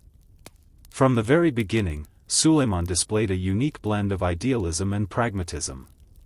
He inherited from his father not only a vast and formidable empire but also a throne still stained by blood and a military machine finely tuned for conquest. Unlike his predecessors, Suleiman did not need to fight for his crown. His rule began in relative peace. Yet he was not content with preservation alone. He sought to build something transcendent, a state so strong, so just, and so luminous in art, law, and faith that it would rival the legacies of Rome and Persia. He began his reign with a vigorous assertion of military power. In 1521, he launched a campaign against Hungary and seized Belgrade, a formidable fortress that had eluded even Mehmed the Conqueror. Its fall marked a seismic shift in the balance of power in Eastern Europe. A year later, Suleiman turned his attention to the Knights Hospitaller on the island of Rhodes. After a harrowing siege, the island was taken, securing Ottoman supremacy in the eastern Mediterranean. These victories announced Suleiman's arrival on the world stage not merely as a ruler of a great empire but as the preeminent Muslim sovereign and one of the defining figures of the Renaissance era. But it was in 1526, at the Battle of Mohacs, that Suleiman truly changed the map of Europe. The Kingdom of Hungary, long a buffer state between Christian Europe and the Muslim world, collapsed under the weight of Ottoman artillery and janissary precision. The Hungarian king, Louis II, died fleeing the battlefield. In the vacuum that followed, the Ottomans asserted their dominance, and Hungary was effectively partitioned. Vienna lay within reach, and Christendom trembled. In 1529, Suleiman marched to the gates of Vienna with an army tens of thousands strong. Though the siege ultimately failed due to inclement weather and overextended supply lines, the very act of challenging the Habsburgs in the heart of Europe was a bold statement. The Ottomans had ceased to be merely an eastern threat, they were now a continental force whose shadow fell over Central Europe. Even as the Western world was discovering new continents and reforming religious doctrine, it now had to reckon with the crescent standard of Suleiman fluttering near its capitals. Yet Suleiman's greatness was not forged solely on the battlefield.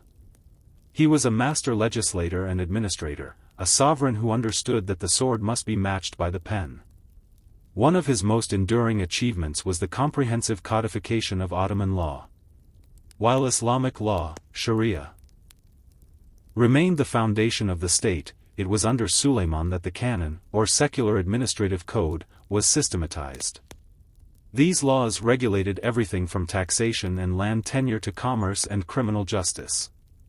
The result was a governance structure so effective that it remained largely intact for centuries after his death. Suleiman's laws not only brought order and fairness to a vast and diverse empire but also solidified his reputation as a just ruler, Kanuni, the lawgiver. Culturally, the reign of Suleiman was a golden age. The court at Istanbul, already a marvel of sophistication, became the epicenter of art, architecture, music, and literature. Suleiman himself was a patron of poets, calligraphers, and scholars. He wrote poetry under the pen name Muhibbi, and his verses still survive, evoking themes of divine love, justice, and destiny. Under his patronage, the great architect Mimar Sinan emerged as a figure akin to Michelangelo or Leonardo da Vinci in stature. Sinan would design hundreds of mosques, bridges, aqueducts, and palaces, including the majestic Suleimani Mosque in Istanbul, a structure whose soaring domes and intricate geometry still define the skyline of the city. Suleiman's court was also shaped by a powerful and unprecedented female presence, Hurrem Sultan, also known in the West as Roxolana. Originally a slave of Ruthenian origin, Hurrem captivated the Sultan with her intelligence and wit. Breaking centuries of Ottoman tradition, Suleiman freed her, married her, and elevated her to a position of immense influence. Their love story, documented in letters and poems, was not merely personal, it had vast political ramifications. Hurrem became an advisor, philanthropist, and diplomat in her own right, helping to orchestrate court alliances and shape succession politics. Her rise marked the beginning of what some historians call the Sultanate of Women, a period in which imperial consorts and mothers wielded extraordinary power behind the scenes. But the brilliance of Suleiman's reign was not without shadows. As he aged, succession became a consuming concern. The Sultan, ever the perfectionist, sought a worthy heir among his sons. This search was complicated by intrigue and factionalism within the palace. Eventually, in one of the most tragic episodes of his rule, Suleiman ordered the execution of his own son Mustafa, a beloved prince and capable leader, on suspicion of treason, likely fomented by court rivals and Hurrem's allies. The empire wept, and the execution would haunt Suleiman for the rest of his life. In the end, it was Selim II, a far less accomplished and more indulgent figure, who would inherit the throne. Suleiman's final years were marked by continued military campaigns, including renewed wars with Persia and a second failed attempt to take Vienna. Yet even in his old age, he retained the fire of youth. In 1566, at the age of 72, he personally led an expedition to besiege the fortress of Szigetvar in Hungary. Though the fortress fell, Suleiman did not live to see the final victory. He died in his campaign tent, his death kept secret for days to ensure the army's morale and cohesion. Thus ended the reign of one of the greatest rulers in world history. Suleiman the Magnificent left behind an empire that stretched from the gates of Vienna to the Persian Gulf, from the steppes of Ukraine to the sands of Arabia. He reigned over 75 million subjects of every creed and ethnicity, governed by a bureaucracy that balanced justice with efficiency, and inspired awe in both allies and enemies. His legacy was that of a philosopher-king, a warrior-poet, and a statesman whose empire was not merely feared but admired. Under Suleiman, the Ottoman Empire became a true world power, one that stood at the intersection of East and West, tradition and innovation, conquest and culture. The twilight of glory, from Selim II to the War of the Holy League. With the death of Suleiman the Magnificent in 1566, the Ottoman Empire found itself standing at the summit of its grandeur, yet teetering on the precipice of decline. The man who inherited this golden empire was his son Selim II, known to history as Selim the Sot.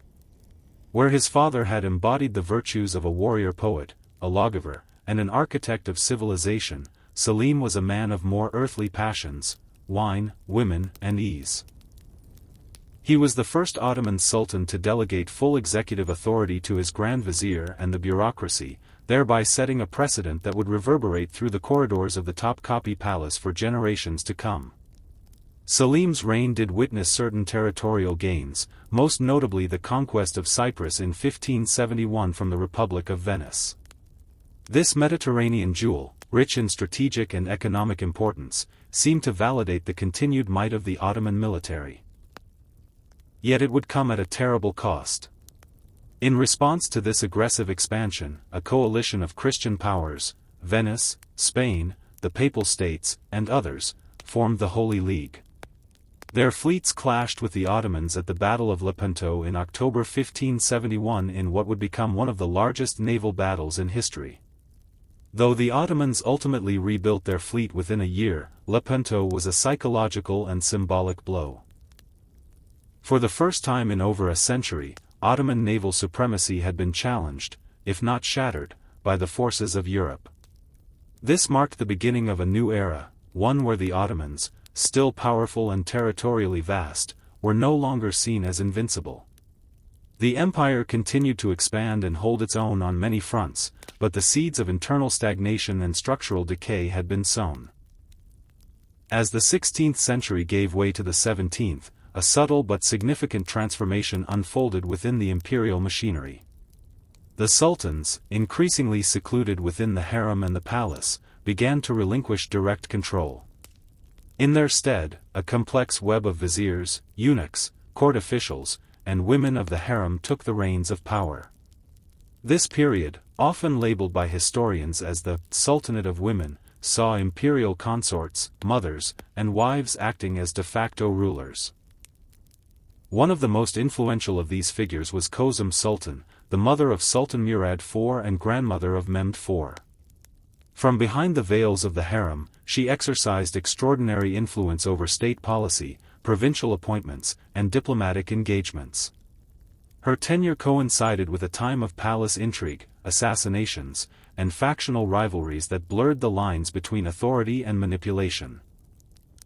Yet she was also a shrewd administrator and protector of dynastic stability, ensuring that the Ottomans did not collapse under their own weight during these turbulent decades.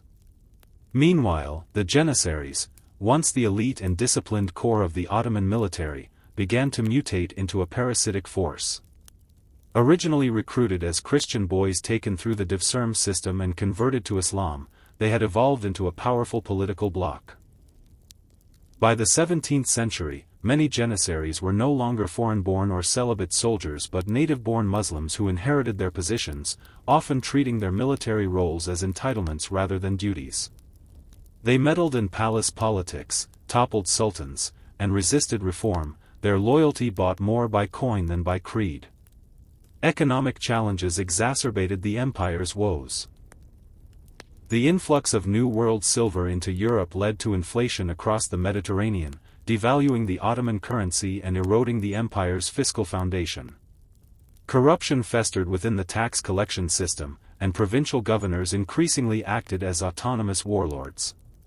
The once efficient Timar land-grant system began to break down, undermining both military readiness and agricultural productivity. Social unrest grew, and rural revolts, known as the Salali rebellions, swept through Anatolia in waves of fury and despair. Yet even amidst this erosion of central authority and discipline, the empire was not yet in terminal decline. Military brilliance would still emerge to dazzle the world. In the early 17th century, under the reign of Murad IV, the Ottomans waged a successful campaign against the Safavid Empire, recapturing Baghdad in 1639 and reaffirming their eastern borders. Murad himself, though despotic and brutal, briefly restored order and imposed a modicum of discipline, outlawing alcohol, tobacco, and coffee, and executing violators with ruthless efficiency. His reign, though brief, underscored that the Ottoman throne still had the potential to produce energetic and forceful leadership. However, it was the long reign of Mehmed IV, 1648 to 1687, that defined the century's latter half. Largely a figurehead during his youth, real power during his rule lay in the hands of the Koprolov family, a dynasty of brilliant grand viziers who initiated sweeping reforms and military campaigns. Khosrow Mehmed Pasha and his son Fazıl Ahmed Pasha revitalized the army, streamlined the bureaucracy, and sought to cleanse the court of corruption. Under their leadership, the Ottomans conquered the Venetian island of Crete after a protracted siege and inflicted serious defeats upon European forces. But success bred overconfidence. In 1683, the Ottomans embarked on an ambitious campaign to conquer Vienna once more. Grand Vizier Kara Mustafa Pasha led a massive army to the gates of the Habsburg capital, believing that this final blow would cement Ottoman dominance in Central Europe. However, the siege was poorly executed and met with a determined defense. Relief forces, including a coalition led by Polish King John III Sobieski, descended upon the besieging Ottoman forces and routed them in the pivotal Battle of Vienna. The failure was catastrophic. Vienna marked more than just a military defeat, it was a turning point in world history. The myth of Ottoman invincibility was shattered, and the momentum of history began to shift irrevocably westward. In the years that followed, the Habsburgs, Venetians, and Russians seized the opportunity to push the Ottomans back on multiple fronts. The War of the Holy League, 1684–1699, a pan-European alliance orchestrated by Pope Innocent XI, unleashed a wave of assaults on Ottoman territory. The conflict culminated in the Treaty of Karlowitz in 1699, a treaty that symbolized a dramatic recalibration of power in Europe. For the first time, the Ottomans were compelled to cede large swaths of land. Hungary, Transylvania, and parts of the Balkans, to their Christian adversaries. The empire remained vast, but it had begun to retreat, and it would never again advance so confidently into the heart of Europe. This twilight era was a study in paradox. The empire was still among the largest and most diverse on earth. It continued to be a hub of trade, art, religion, and science. Its institutions, though strained, remained intact. Yet the foundational strength, the vigor of its rulers, the discipline of its army, the integrity of its governance, was beginning to unravel. The Ottomans had gone from terrifying Christendom to negotiating for peace. The age of Suleiman was no more, in its place was a slower, more uncertain chapter, marked not by dazzling conquests but by slow attrition and defensive struggle. The Ottoman Empire was not falling. Not yet. But it was no longer ascending. The horizon that once promised boundless glory had begun to darken. Struggling for stability, reform, rebellion, and resistance in the 18th century. The dawn of the 18th century found the Ottoman Empire at a critical crossroads. The Treaty of Karlowitz had struck a psychological blow to the imperial confidence and marked the first significant contraction of Ottoman territory in centuries. For nearly 300 years, the empire had advanced with an air of inevitability, devouring lands from Hungary to Arabia. But now, in the cold aftermath of defeat, a different struggle emerged, not one of expansion, but of endurance. The Ottoman state faced the daunting task of stabilizing an immense and diverse empire amid a changing geopolitical landscape that no longer tilted so favorably in its direction. The century that followed would not be one of spectacular conquest or magnificent rule. It was an age of reckoning, of groping for answers in a world that was rapidly evolving. The empire's rivals in Europe were not simply growing stronger militarily, they were also transforming intellectually, economically, and institutionally. The scientific revolution had birthed new modes of understanding and manipulating the world, while the Enlightenment was sowing seeds of liberalism, empiricism, and bureaucratic efficiency in the courts of Europe. Against this backdrop, the Ottomans often appeared as guardians of an older order. Resilient, yes, but increasingly misaligned with the emerging tempo of modernity. Sultan Ahmed III, who reigned from 1703 to 1730, represented a figure straddling these worlds. His era, known famously as the Tulip period, was one of cautious optimism and cultural refinement. For a brief time, Istanbul flourished with an almost Renaissance-like enthusiasm. Palatial gardens, fountains, and art proliferated. Tulips, imported, hybridized, and obsessively cultivated, became the floral symbol of an imperial yearning for beauty, sophistication, and serenity after decades of war. The court celebrated poetry, music, and architecture. It even began cautiously flirting with European ideas. The empire's first printing press operated during this time, although with significant religious and bureaucratic resistance. Yet the tulip period was not a harbinger of long-lasting revival. It was a gilded illusion, a cosmetic revival that danced atop deeper fractures. Beneath the perfumes and poems, discontent simmered. The state's coffers were strained, and many in the military and the rural populace viewed the court's indulgences with suspicion, if not outrage. The Janissaries, long detached from their founding ideals, had become a destabilizing force rather than a protective one.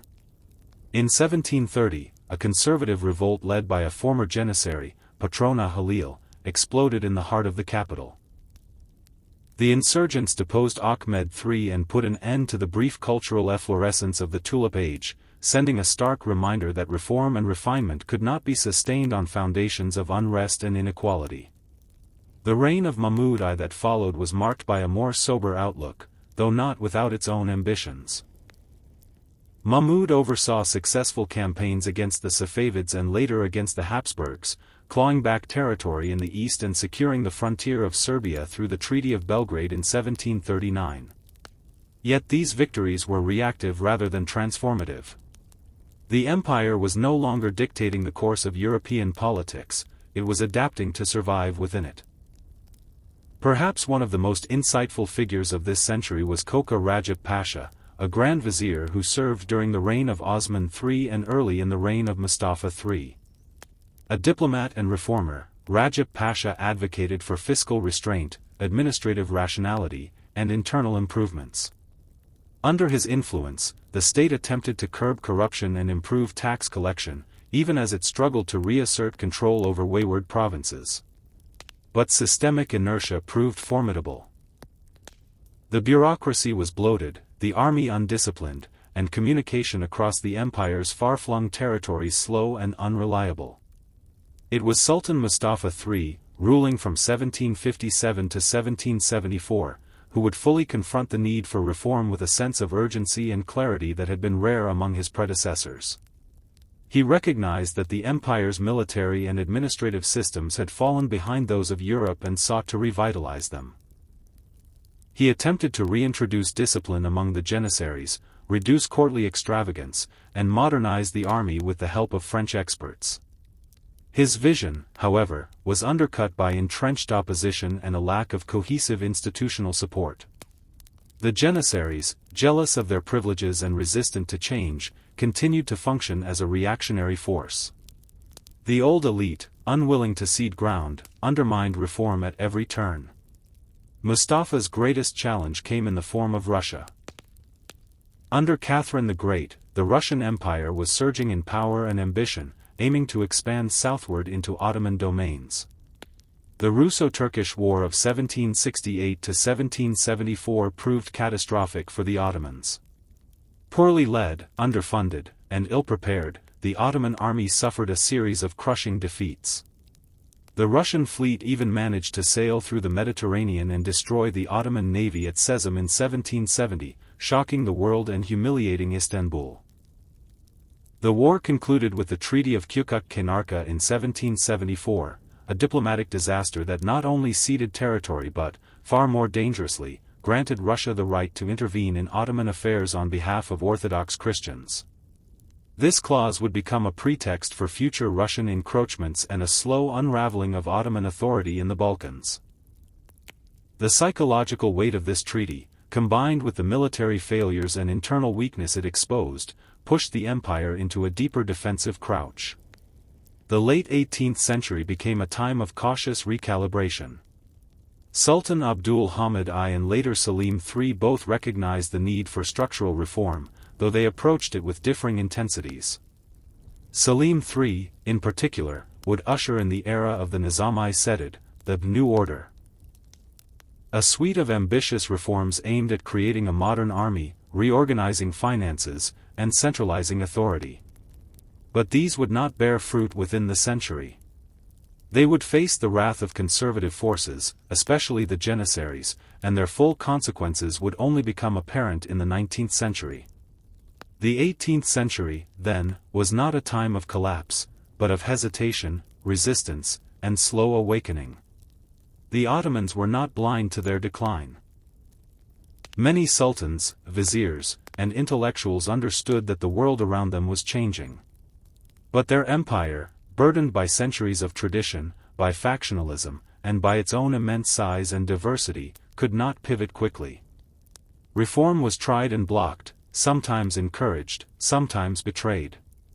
And yet, despite all its tribulations, the Ottoman Empire endured. It adapted, albeit unevenly. It recoiled from its defeats, licked its wounds, and pondered its future.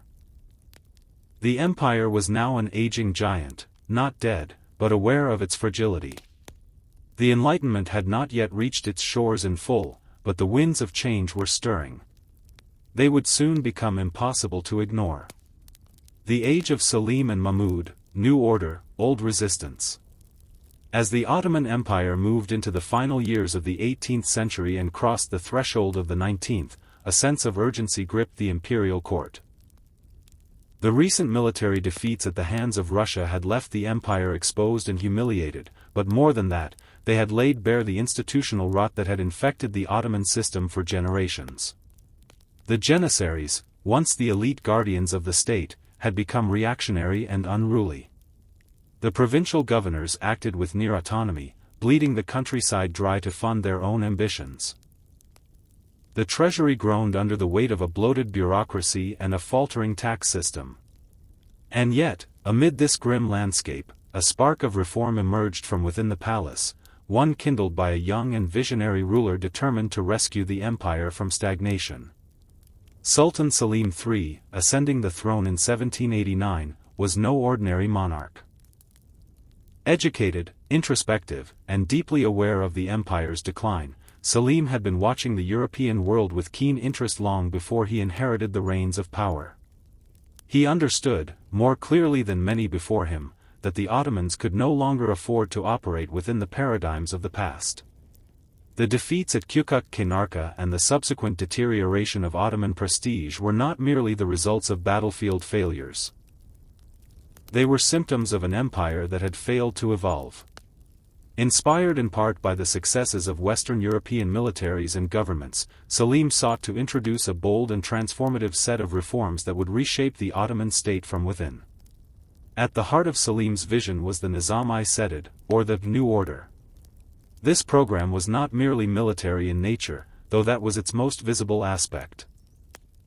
It represented a comprehensive attempt to modernize the army, streamline the administration, rationalize finances, and reassert central authority over an increasingly fragmented imperial landscape. A new, European-style army was created, trained in modern tactics and equipped with contemporary weapons. French military advisors were brought in to help shape this force, which Selim hoped would eventually replace the undisciplined and untrustworthy Janissaries. But reform, as history so often teaches, does not occur in a vacuum. The very forces that Selim sought to bypass or tame quickly rose in opposition. The Janissaries, fiercely protective of their privileges and increasingly hostile to any challenge to their influence, viewed the New Order army as a direct threat. Religious conservatives decried the reforms as heretical, influenced by infidel innovations.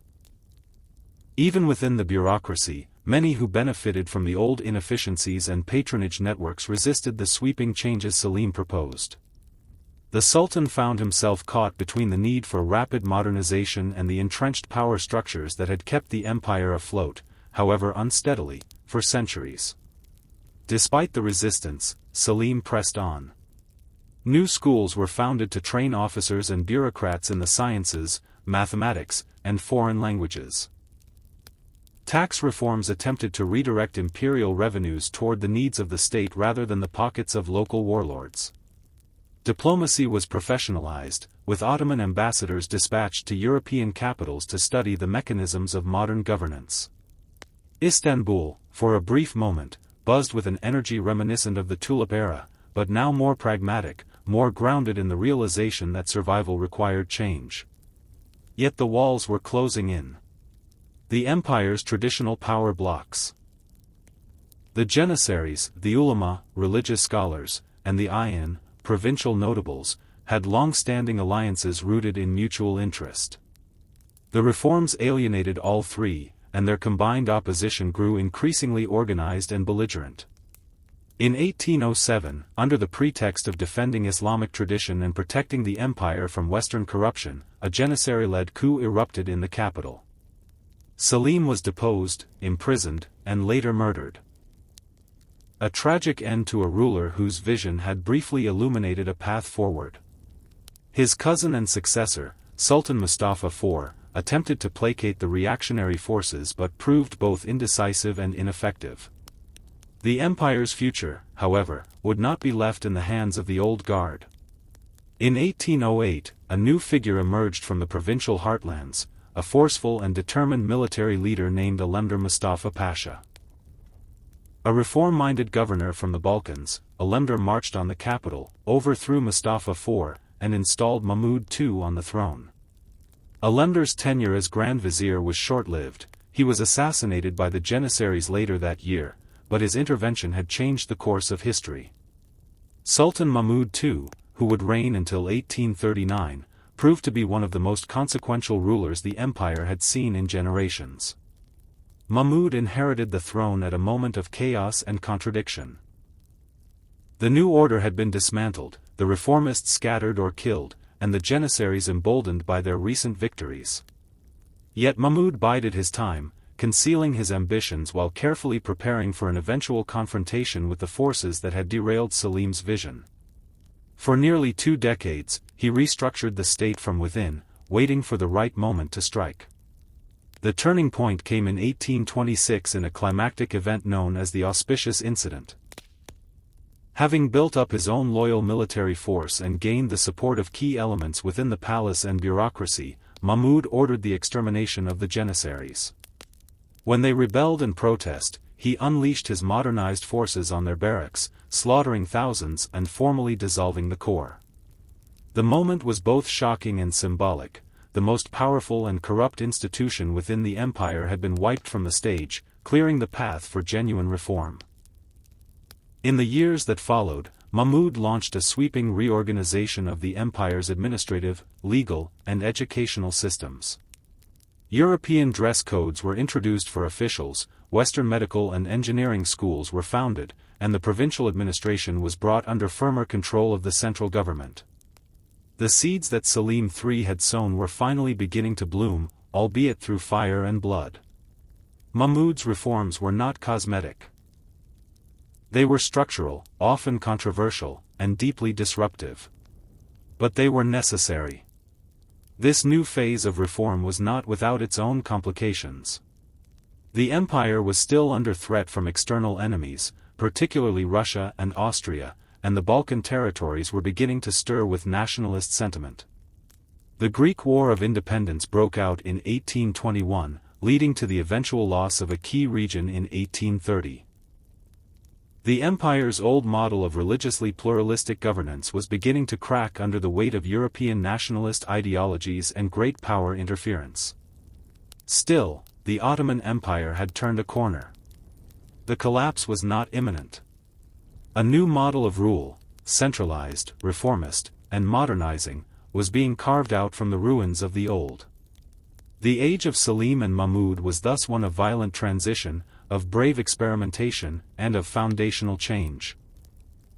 The battle between reform and resistance was far from over, but the sultans had shown they could evolve, adapt, and even destroy their own traditions when necessary to survive. What had begun with Selim III's cautious optimism had ended with Mahmud II's ruthless decisiveness. The empire was no longer what it had been. But it was not yet finished. Tanzimat and the dream of a modern empire. The Ottoman Empire, by the dawn of the 19th century's second quarter, had been irrevocably shaken by centuries of creeping decay and the catastrophic failures of entrenched traditions. Yet in the aftermath of Sultan Mahmud II's brutal but necessary overhaul of the Janissaries and the old institutions, there emerged a space for something unprecedented, a statewide attempt at reformation rooted in law, equality, and governance rather than brute force or mere survival. It was in this fragile window, post-Mahmud, post-Janissary, that the Tanzimat era was born, a bold experiment to modernize the Ottoman Empire in an age of rising nationalism, industrial revolutions, and the encroaching influence of the European powers. The word Tanzimat, meaning reorganization, was more than a slogan. It was the empire's attempt to shed its archaic skin and present itself as a civilized, modern state worthy of equal standing with the great powers of Europe. The movement was inaugurated formally in 1839 with the Gulhane Edict, also known as the Hat-i Serif of Gulhane. Delivered by the newly enthroned Sultan Abdulmajid I and authored by his brilliant minister Mustafa Razid Pasha, the edict was a manifesto of transformation. It promised security of life, honor, and property to all Ottoman subjects regardless of religion or ethnicity. It vowed a standardized tax system, the end of arbitrary punishments, and the establishment of a modern legal framework that would apply equally to Muslim, Christian, and Jew. This was a revolutionary shift in an empire that had long governed through the millet system, which granted religious communities semi-autonomous control over their own affairs. The Gulhane Edict represented a profound challenge to that system, not by abolishing it outright, but by beginning the process of pulling all subjects under a singular civic identity, the Ottoman citizen. In doing so, it signaled a move from a religious empire to a constitutional one, at least in vision. The reforms aimed to centralize power in the hands of the imperial government while simultaneously ensuring more just treatment for the diverse peoples who lived under its banner. The early years of Tanzimat were marked by sweeping, top-down efforts to rebuild the empire's institutions. A new civil service was established, modeled in part on European bureaucracies. European-style ministries, of justice, finance, commerce, and education, were created to replace the fragmented palace-based governance of old. Secular schools began to flourish alongside religious institutions, offering curricula rooted in science, mathematics, and language rather than simply theology. Western legal codes were adapted into new Ottoman criminal and commercial laws. And the army, already reformed under Mahmud II, continued to adopt new training methods, uniforms, and discipline under the Tanzimat vision. Central to this transformation were the Tanzimat statesmen, intellectuals and politicians like Mustafa Razid Pasha, Mehmed Emin Ali Pasha, and Mehmed Fuad Pasha. These men, often French-educated and fluent in European languages, were ideologically committed to the idea that the empire could only survive through modernization. They engaged in diplomatic overtures to the West, particularly Britain and France, and positioned the Ottoman state as a progressive partner against Russian expansionism.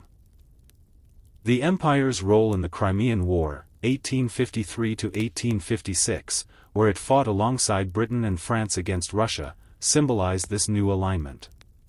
It also earned the Ottomans, for a time, an unprecedented measure of international legitimacy. However, the Tanzimat reforms were not without opposition or contradiction. While they envisioned a more equitable and efficient empire, they threatened the traditional elites. Particularly provincial notables, conservative religious leaders, and bureaucrats who had thrived in the old order. Resistance flared in rural areas, where new tax policies were seen as burdensome, and where promises of equality stirred fear among Muslim populations who had long enjoyed institutional privilege. For the Christian and Jewish minorities, the reforms were a double-edged sword. While they promised legal parity, they also provoked backlash from Muslims who resented the erosion of Islamic supremacy. Complicating matters further was the role of the European powers. While Britain and France publicly supported Ottoman modernization, their interventions often came with strings attached. They insisted on special privileges for Christian minorities, particularly in the Balkans and the Holy Land, undermining the Tanzimat ideal of a unified Ottoman citizenship. Russia, meanwhile, positioned itself as the protector of the Orthodox Christians, further fanning the flames of separatist nationalism. Thus, even as the empire attempted to unify and modernize from within, it faced constant destabilization from without. The reforms reached another critical juncture in 1856, with the promulgation of the Hat-i-Humayun, or Imperial Reform Edict. This document went even further than the Gulhane Edict, reaffirming the empire's commitment to legal equality, religious freedom, and modern governance. It promised access to state employment and education regardless of faith and emphasized the creation of mixed secular courts where all subjects would receive impartial justice. While noble in spirit, the edict only deepened the internal contradictions of Tanzimat. Muslims bristled at the symbolic leveling of centuries-old hierarchies. Christians, emboldened by foreign support, increasingly viewed the reforms as a stepping stone to autonomy or independence rather than integration. Still, the Tanzimat left an indelible mark. It created a new Ottoman bureaucracy that was more efficient and meritocratic than ever before. It laid the foundations for secular legal codes and civic institutions. It gave rise to a new class of educated Ottomans, Muslims, Christians, and Jews alike, who would go on to become the architects of late imperial reform and, eventually, the founders of modern successor states. Perhaps most significantly, it seeded the idea that citizenship in the empire could be defined not solely by religion or ethnicity but by a shared political identity. Yet even as the reformers dreamed of a pluralistic Ottoman identity, the forces of nationalism were taking root across the empire. In the Balkans, in particular, the Tanzimat's promise of equality was interpreted not as inclusion but as a transitional phase before full independence. Serbs, Greeks, Bulgarians, and Romanians increasingly saw themselves as distinct nations under foreign rule rather than Ottoman citizens. By the 1870s, these nationalist movements would explode into open revolt. The Tanzimat period officially ended in 1876 with the promulgation of the first Ottoman constitution and the inauguration of the first constitutional era. Yet its legacy would ripple forward. It had not saved the empire, but it had changed it forever. The Ottoman state that emerged from Tanzimat was more centralized, more modern, and more complex than anything that had come before. It was also more fragile, pulled between the ideals of reform and the realities of resistance, between Western inspiration and Eastern tradition, between unity and fragmentation. In that tension lay both its hope and its doom. The rise of nationalism and the fracturing of the empire. By the close of the Tanzimat era, the Ottoman Empire stood at a volatile crossroads. Though efforts at reform had breathed temporary life into its aging institutions, they could not halt the surging tide of nationalism that now threatened to unravel the very fabric of the state.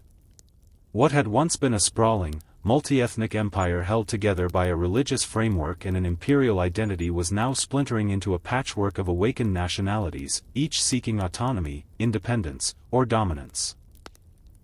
This wave of nationalist sentiment would not only challenge the legitimacy of Ottoman rule in the provinces, it would shatter the empire's cohesion and lead it down a path of war, rebellion, and territorial loss.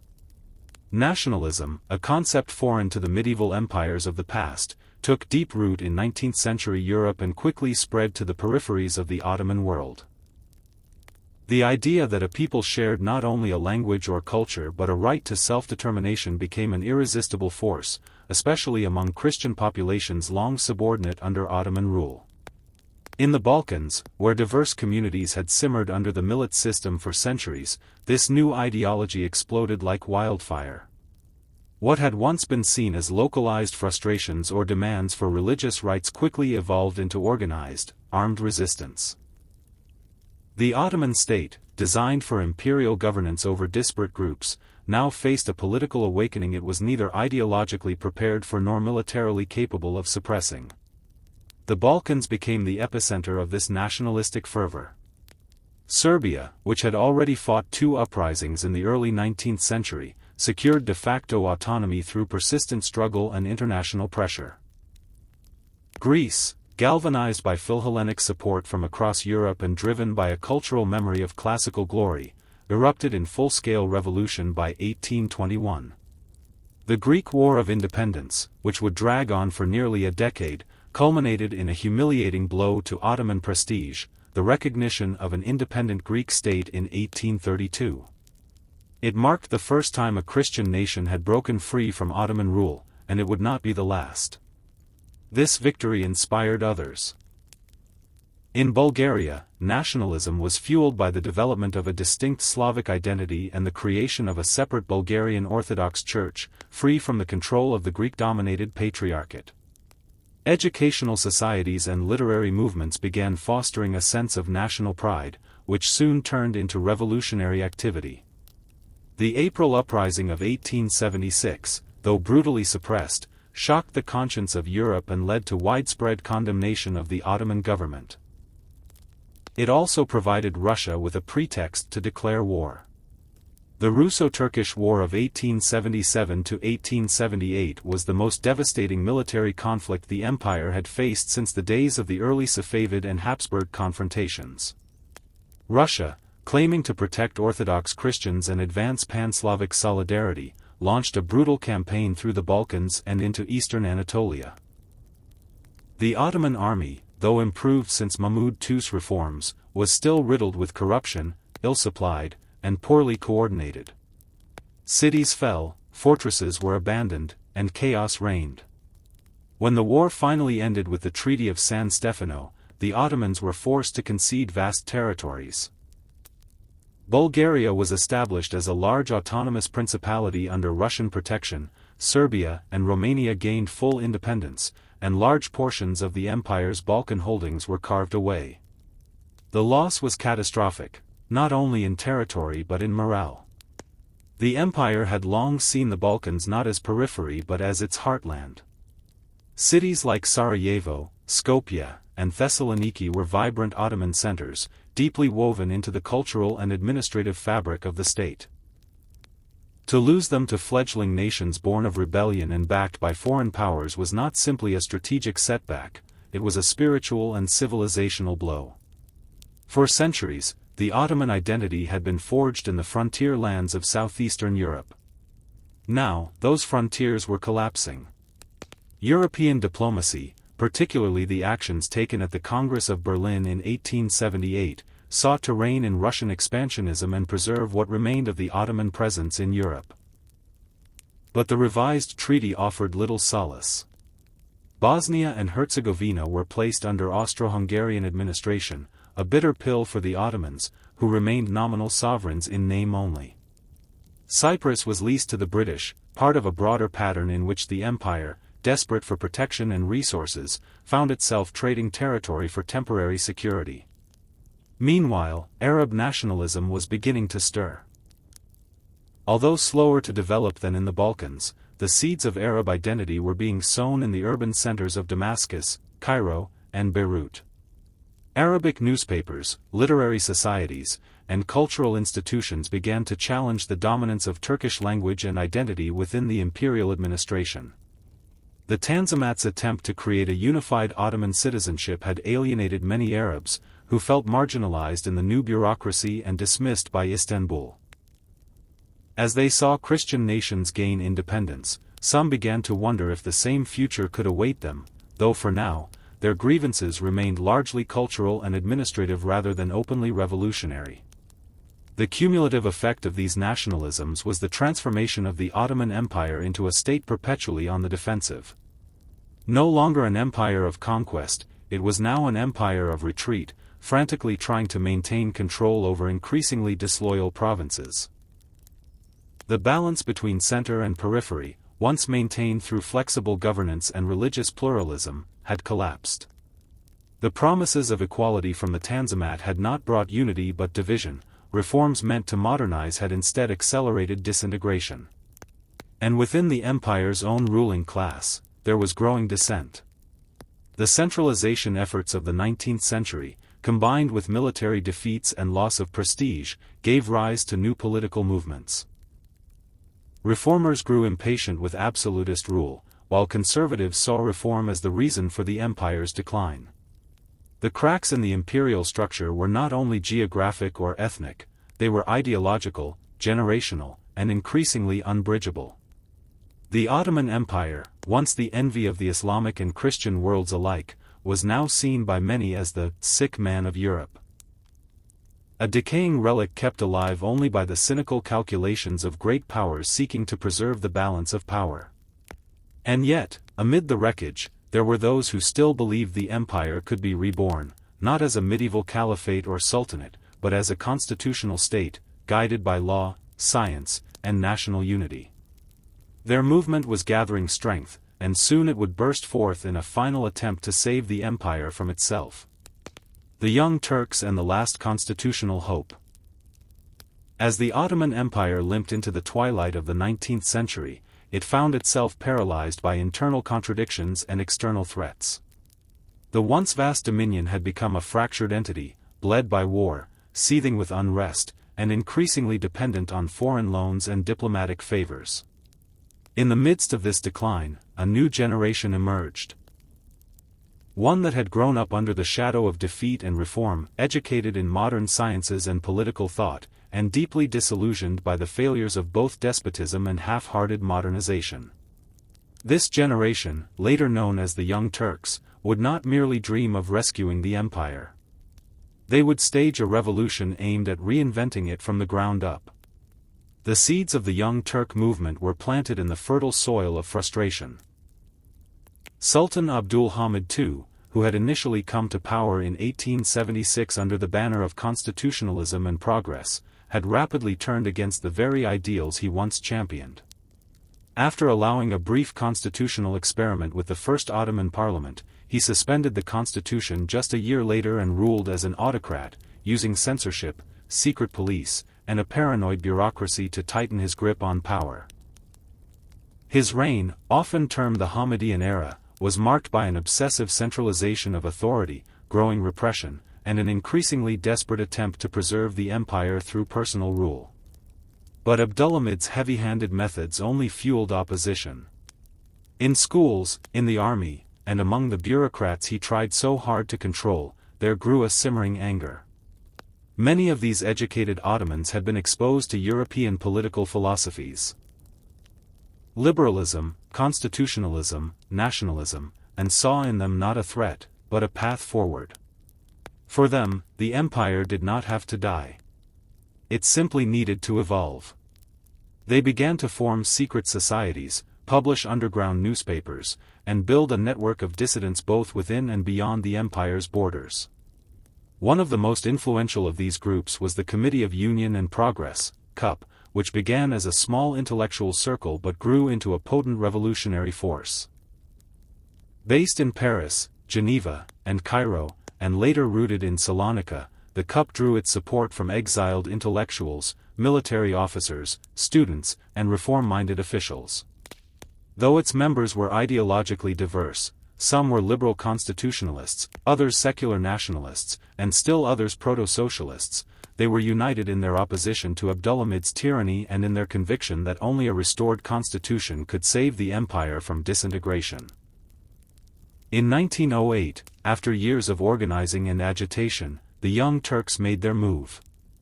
Their moment came not in Istanbul, but in the European province of Macedonia, a region rife with unrest, corruption, and garrisons filled with dissatisfied officers. When rumors spread that Abdul Hamid planned to crush the opposition through another purge, army officers affiliated with the CUP revolted. The uprising quickly gained momentum, and with astonishing speed, the Sultan capitulated. In July 1908, he restored the constitution of 1876 and recalled the Ottoman Parliament, marking the beginning of what would be known as the Second Constitutional Era. Euphoria swept across the empire. For a brief moment, it seemed as though the Ottoman Empire might finally reconcile its imperial past with a modern constitutional future. Political parties were formed, newspapers flourished, and civil liberties were proclaimed. Armenians, Arabs, Turks, Greeks, Kurds, and Jews all took part in the celebrations, hoping that a new era of equality and progress had dawned. The dream of an Ottomanism, a shared imperial identity beyond ethnicity and religion, was resurrected, more fervently than ever. Yet the harmony was short-lived. The return of the constitution had not resolved the empire's deep divisions, it had only shifted the battlefield. In April 1909, a counter-revolutionary uprising erupted in Istanbul, driven by conservative clerics, soldiers, and those who saw the constitutional reforms as an attack on Islam and traditional authority. For several tense days, the fate of the revolution hung in the balance. But once again, the army came to the rescue. Forces from Salonika, loyal to the Cup, marched on the capital and suppressed the uprising. Abdul Hamid II was deposed and replaced by his more pliant brother, Mehmed V. With their control now consolidated, the Young Turks set about implementing their vision. But governance proved far more difficult than revolution. Though they had promised pluralism, the Cup increasingly dominated the political scene, marginalizing rival parties and dissenters. Their ideology, once vague and inclusive, began to harden into an assertive Turkish nationalism. The ideal of Ottomanism was gradually replaced with policies that emphasized Turkish language, culture, and identity, often at the expense of the empire's diverse populations. This shift sowed seeds of resentment, particularly among the Arabs, Armenians, and other non-Turkish groups who had initially supported the constitutional movement. Arab intellectuals began demanding more autonomy and cultural recognition, while Armenians, still reeling from the massacres of the Hamidian era, pressed for meaningful reforms in their eastern provinces. The Young Turks, now more concerned with centralization and homogenization, viewed such demands with suspicion, if not outright hostility. Meanwhile, external pressures continued to mount. In 1911, Italy invaded and seized Libya, one of the empire's last African possessions. In 1912 to 1913, the Balkan Wars delivered another crushing blow. The Ottomans lost nearly all of their European territories, including Macedonia and most of Thrace. The humiliating defeats not only exposed the weaknesses of the Ottoman military, they also shattered the Young Turks' credibility and intensified nationalist fervor within Turkey itself. Faced with failure abroad and dissent at home, the Cup responded with authoritarianism. In 1913, following a political crisis and the assassination of a key government figure, the Cup staged a coup and took full control of the government, sidelining the Sultan and transforming the constitutional regime into a one-party dictatorship. Under the leadership of the so-called Three Pashas, Enver, Tulat, and Cemal, the Young Turks abandoned the pretense of pluralism and moved toward an aggressive program of Turkification and militarization. The dreams of 1908 had curdled into something darker. What had begun as a hopeful rebellion against despotism now risked becoming a new form of tyranny, one more modern, perhaps, but no less coercive. As the empire braced itself for the next great conflict, one that would soon engulf the world, the Young Turks prepared to gamble everything on war, unity, and national survival. The Ottoman Empire was approaching its final test. World War I and the collapse of the empire. By the early 20th century, the Ottoman Empire, though badly battered and severely diminished, still commanded a vast expanse stretching from Anatolia to Mesopotamia, from the Levant to the Arabian deserts. But it was a fragile dominion, racked by ethnic unrest, plagued by economic decay, and isolated diplomatically. The dream of imperial resurgence through constitutionalism had faded into a harsher, more militant vision steered by the Committee of Union and Progress. And as the great powers of Europe marched steadily toward conflict, the empire's fate would be sealed not through internal reform or revolution, but on the battlefields of a world war that it was not prepared to fight, yet dared not avoid. The outbreak of World War I in 1914 presented the Ottoman leadership with an impossible choice. Neutrality might prolong survival but at the cost of irrelevance. Alliance offered a chance to reclaim lost prestige but carried the risk of annihilation. In the volatile calculus of the Cup leadership, it was the latter path they chose. Motivated by a mix of desperation, ambition, and belief in their own strategic vision, the Ottoman Empire aligned with the Central Powers, Germany and Austria-Hungary, believing that a swift victory could restore imperial greatness and perhaps even reverse some of the humiliations of the past century. The decision to enter the war was not taken lightly, nor was it universally supported. Many within the government feared the consequences.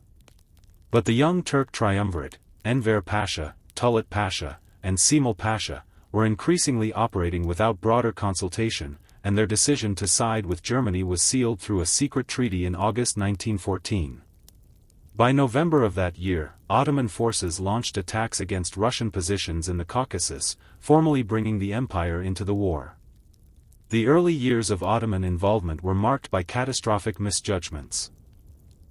Enver Pasha, eager to prove himself a brilliant strategist, orchestrated the ill-fated Sarikamish campaign against the Russians in the frozen Caucasus Mountains. The result was an unmitigated disaster. Tens of thousands of Ottoman soldiers perished from cold, starvation, and combat, with little to show for their sacrifice. It was a devastating beginning to the empire's war effort, revealing not only military weakness but also the deep rot within the command structure. But even greater horrors were yet to unfold. In 1915, amid escalating paranoia about internal dissent and foreign subversion, the Kup regime turned on the Armenian population, whom it accused of collaborating with the Russians and undermining the war effort. What followed was one of the darkest chapters in the empire's long history, the Armenian genocide. Under orders from the central government, Armenian intellectuals were arrested, entire communities were deported on death marches, and hundreds of thousands were massacred through starvation, forced labor, and outright execution. It was not merely a wartime atrocity, it was a deliberate, systematic attempt to eradicate an ancient people from the Anatolian landscape. The empire's claim to reform and modernity lay in ruins beneath the shadow of this crime. On other fronts, the Ottoman war effort continued to stumble. In the Arabian Peninsula, Arab leaders, long resentful of Turkish centralization and repression, began to rebel. With encouragement and support from the British, including the famous liaison officer T. E. Lawrence, the Arab revolt broke out in 1916. Cities such as Mecca, Medina, and eventually Damascus were engulfed in a nationalist uprising that sought not only to shake off Ottoman control but to establish an independent Arab nation. What might once have been resolved through autonomy and respect now erupted in open revolt, another symptom of the empire's inability to adapt to the pluralism it once claimed to uphold. Meanwhile, the British launched a campaign in Mesopotamia, aiming to seize control of the oil-rich regions of modern-day Iraq. Despite some initial Ottoman successes at battles like Kut, the superior logistics, firepower, and organization of the British forces steadily pushed the Ottomans back. In the Sinai and Palestine campaign, Ottoman forces again found themselves on the defensive, with British and Arab forces gradually sweeping northward towards Syria and Lebanon. Yet in spite of all these setbacks, the empire managed some notable defensive victories. The most famous of these came at Gallipoli in 1915, where Ottoman troops, under the command of Mustafa Kemal, later to become the founder of modern Turkey, repelled a massive Allied invasion force attempting to take control of the Dardanelles. The successful defense of Gallipoli became a rare symbol of pride and resilience, a moment when Ottoman soldiers, often poorly equipped and outgunned, held their ground against a formidable modern army. But such victories were fleeting. They could not reverse the slow bleeding of men, resources, and morale across a crumbling front. By 1917, the Ottoman state was not so much governing as it was merely surviving. The civilian population suffered horrifically, food shortages, inflation, disease, and starvation became everyday realities. The once glorious capital of Istanbul was a city of shadows, where war widows begged in the streets and children died in their mothers' arms. The Kup regime became increasingly dictatorial and isolated, consumed by war and haunted by enemies both real and imagined.